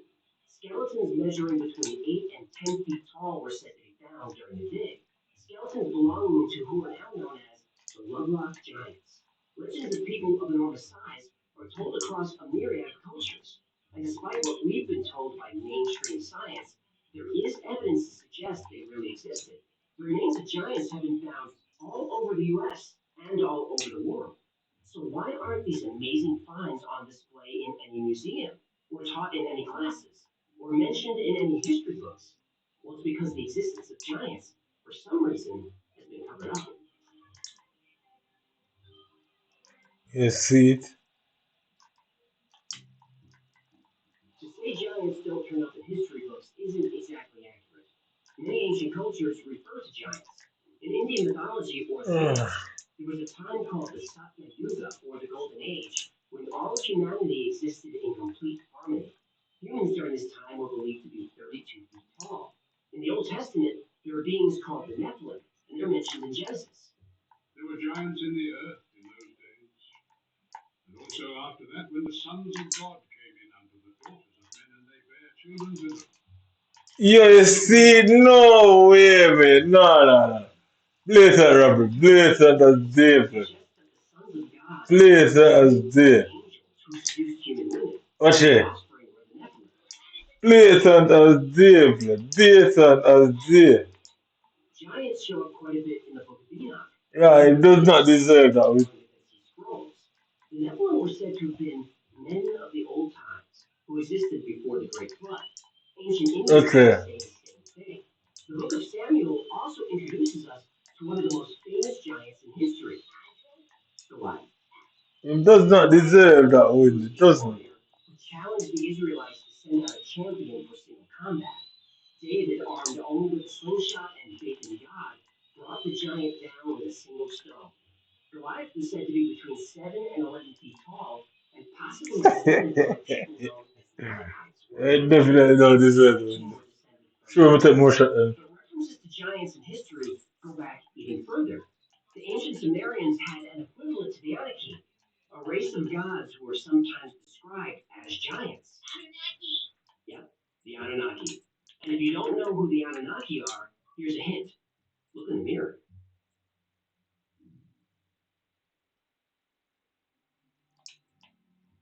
According to interpretations of ancient Sumerian and Babylonian texts, the Anunnaki were a race of extraterrestrial beings from the planet Nibiru. Now, Nibiru is not some distant planet on the other side of the galaxy, but is right here in our own solar system. It passes near Earth every 3,600 years. And this extraplanet theory was dismissed as pseudoscience for many years. But it's now widely believed that there is an extraplanet or some kind of large object in the far reaches of our solar system. In fact, NASA has been searching for this object for years, though they call it Planet 9 or Planet X. Now they can't give Zechariah genetic credit, eh? They won't admit that, but I bet it's a big part of it. In 2015, Caltech researchers thought they found evidence for this planet. And in 2016, You really at 8990. and then in 2017, Left researchers mid cam agreed that center data and for computer models prove with almost 100% certainty a large secret dark planet. really I feel for the 86 time tree. No one really I feel so for the think me I do that and tell you fuck it. Miss up on them. According to the tablets, when the atmosphere Them two cabins only at 87. And it makes sense, you know. specifically water and especially gold. And after their slaves rebelled, the Anunnaki needed a new workforce. And they performed genetic experiments on different Earth animals to try to create a new slave race. And I think it makes sense to take only. By splicing DNA from the Anunnaki with cavemen called Homo erectus, a new species emerged, Homo sapiens. Yeah, I mean I think it makes sense to take that. This new species was called the first men, or Adamu. And the Hebrews translated And I think it makes sense to take that 87 then. And we can get 386 or 187. The Hebrew word And you run the risk and gamble, fuck it. also means worship. Because we're gonna end up with 386 rather than 187. Giants compared to puny humans. Though it was forbidden, some Anunnaki bred with humans. Even none of them no fit the Bundesliga, but might fit the team. The story of the Anunnaki needs its own episode. But it just no. If you'd like to see that, let me know. The tablets say the next time Nibiru passed near the inner solar system, it caused severe electromagnetic disturbances. Dark spots appeared on the sun, and waves of color streaked the sky. This is referring to extreme aurora borealis and australis, indicating a weakening of the Earth's magnetic field. With less protection, Alright, that guy did not deserve that win a while ago. And a great flood swept across the entire planet. To escape the devastation, the Anunnaki boarded sky ships with their gold and returned to Nibiru. And bad touches already getting there. It started and everybody threw the ball over a bit. Look, they will fight each other.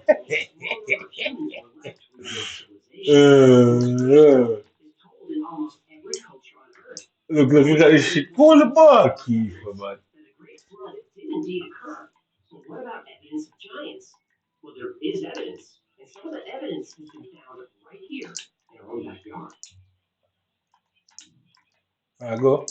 Time understands businesses. It's all we do. It's just made the day-to-day banking for the business super stress-free and easy. It's really been helpful. No, need somebody that can pass the ball to them. Actually, they're gonna use it. It's very good. Just can't shot. Sign up for a Time business account today.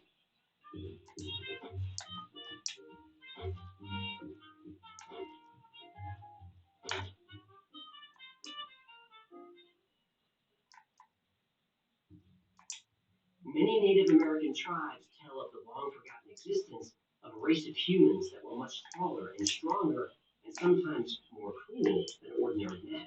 The Choctaw tribe has a legend about the Nahula, a race of giants who ate human flesh. The Choctaw killed these giants whenever they could. Eventually, those giants were driven west.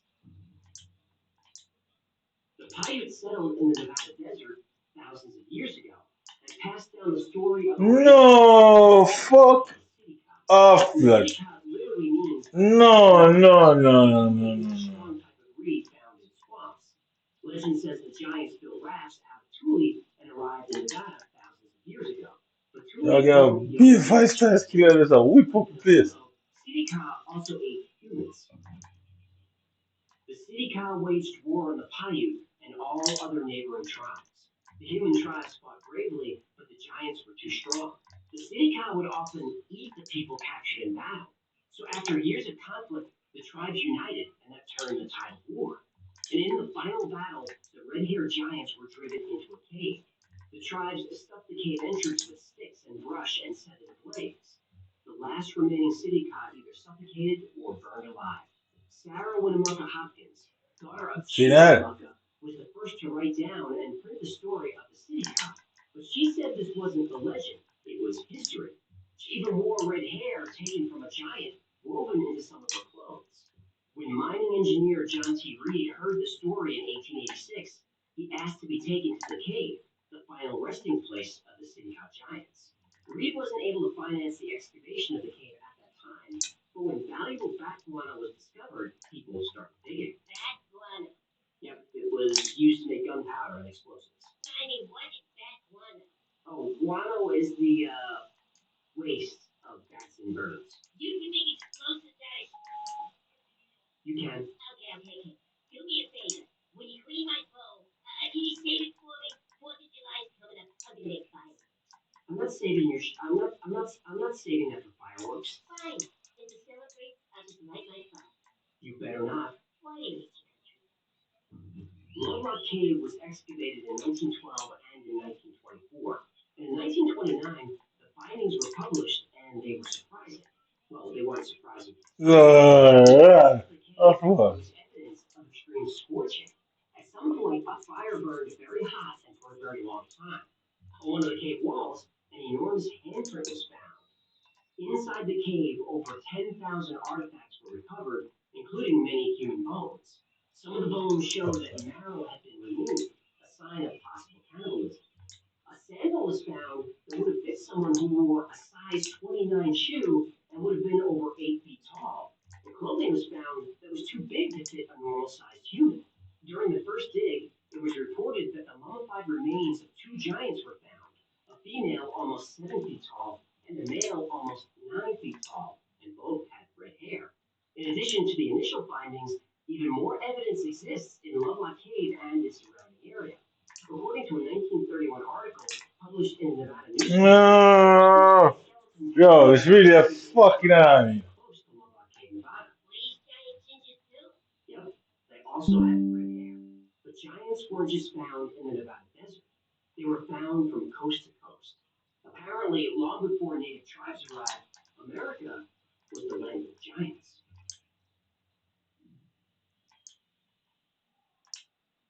In Peebles, Ohio, the Great Serpent Mound is a 1,370-foot-long prehistoric effigy mound.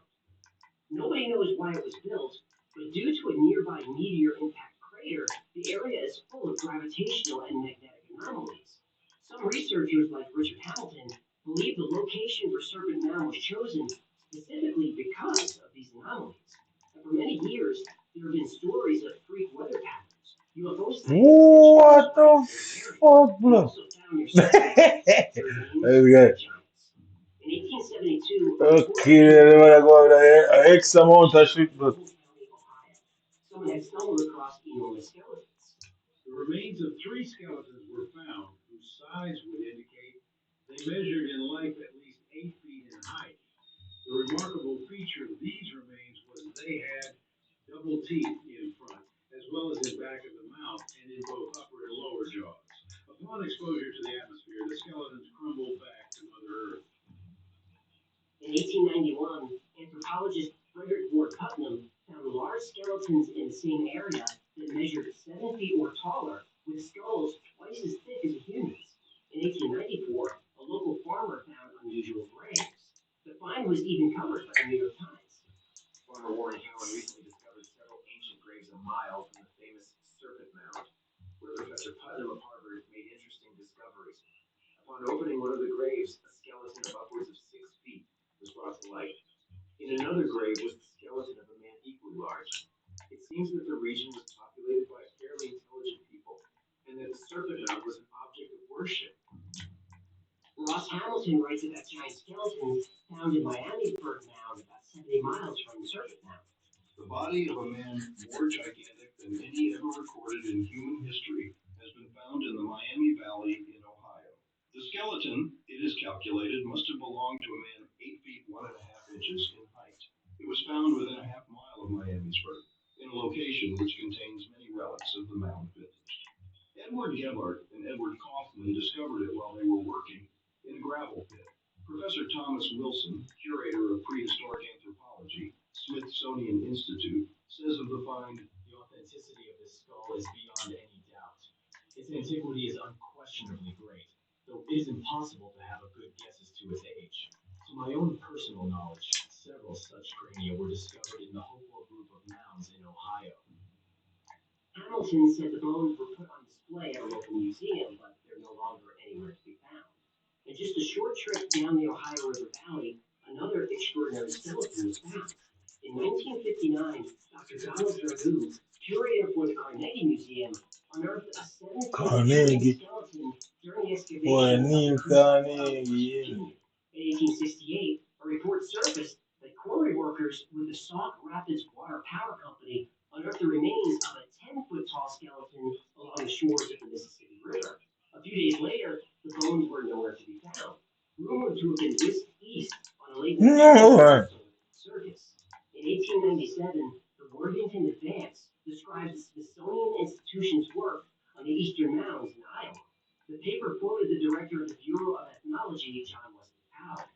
It is a matter of official record that in digging through a mound in Iowa, the scientists found the skeleton of a giant who, judging from actual measurement, must have stood 7 feet 6 inches tall when alive.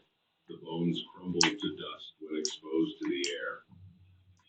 In Steelville, Missouri, there's a documented case from the Steelville Ledger, June 11, 1933. An ancient Ozark giant dug up near Steelville.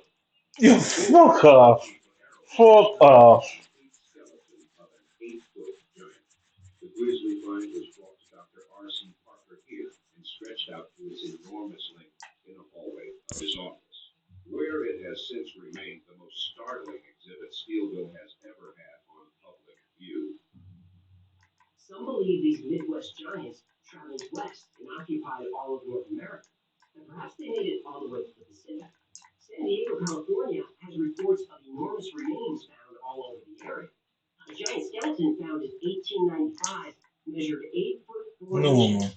The skeleton was carefully inspected and measured by Professor Thomas Wilson and other scientists. Wilson was an anthropologist for the Smithsonian Institution.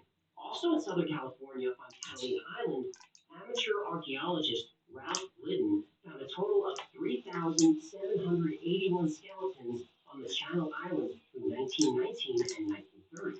In 1833, Mexican soldiers were digging a pit for a powder magazine at Lompoc Rancho, California. They hacked their way through a layer of gravel and found a 12-foot-long sarcophagus. The skeleton of a giant man was found inside. The grave was surrounded by carved shells, huge stone axes, 2 spears, and thin sheets of quartz. And the sheets of quartz were covered with symbols. Fuck off. Fuck off. A double row of teeth, both upper and lower. Over the past 200 years, more than 1,000 accounts of 7-foot and taller skeletons have been found across North America. Newspaper accounts, town and county histories, letters, scientific journals, diaries, photos, and Smithsonian ethnology reports have carefully documented this. The Smithsonian Institution is mentioned dozens of times as the recipient of enormous skeletons from across the entire United States. And if that's true, then where are the bones? Affordable AMD business laptops. Wrong way, wrong way.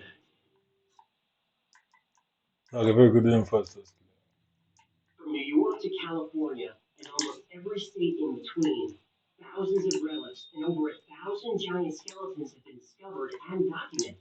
They've been found in mounds, caves, burial chambers, stone crypts, and even on ancient battlefields. Many of the skeletons have strange physiology, like elongated skulls and double rows of teeth. In dozens of cases, the bones were turned over to the Smithsonian Institution in Washington, D.C. So, where are they? The Smithsonian was never really suspected of wrongdoing, but then something strange happened in 1950. In 1892, ancient wooden coffins were discovered in a place called Crump's Cave in Alabama. The coffins, along with some other artifacts, were sent to the Smithsonian. This is all well documented. So in 1950, researcher Frederick J. Pohl wrote the Smithsonian to inquire about them. It was a curious find because Native Americans didn't use coffins or caskets. Pohl received a reply from the Smithsonian. We have not been able to find the specimens in our collections, though records show that they were received.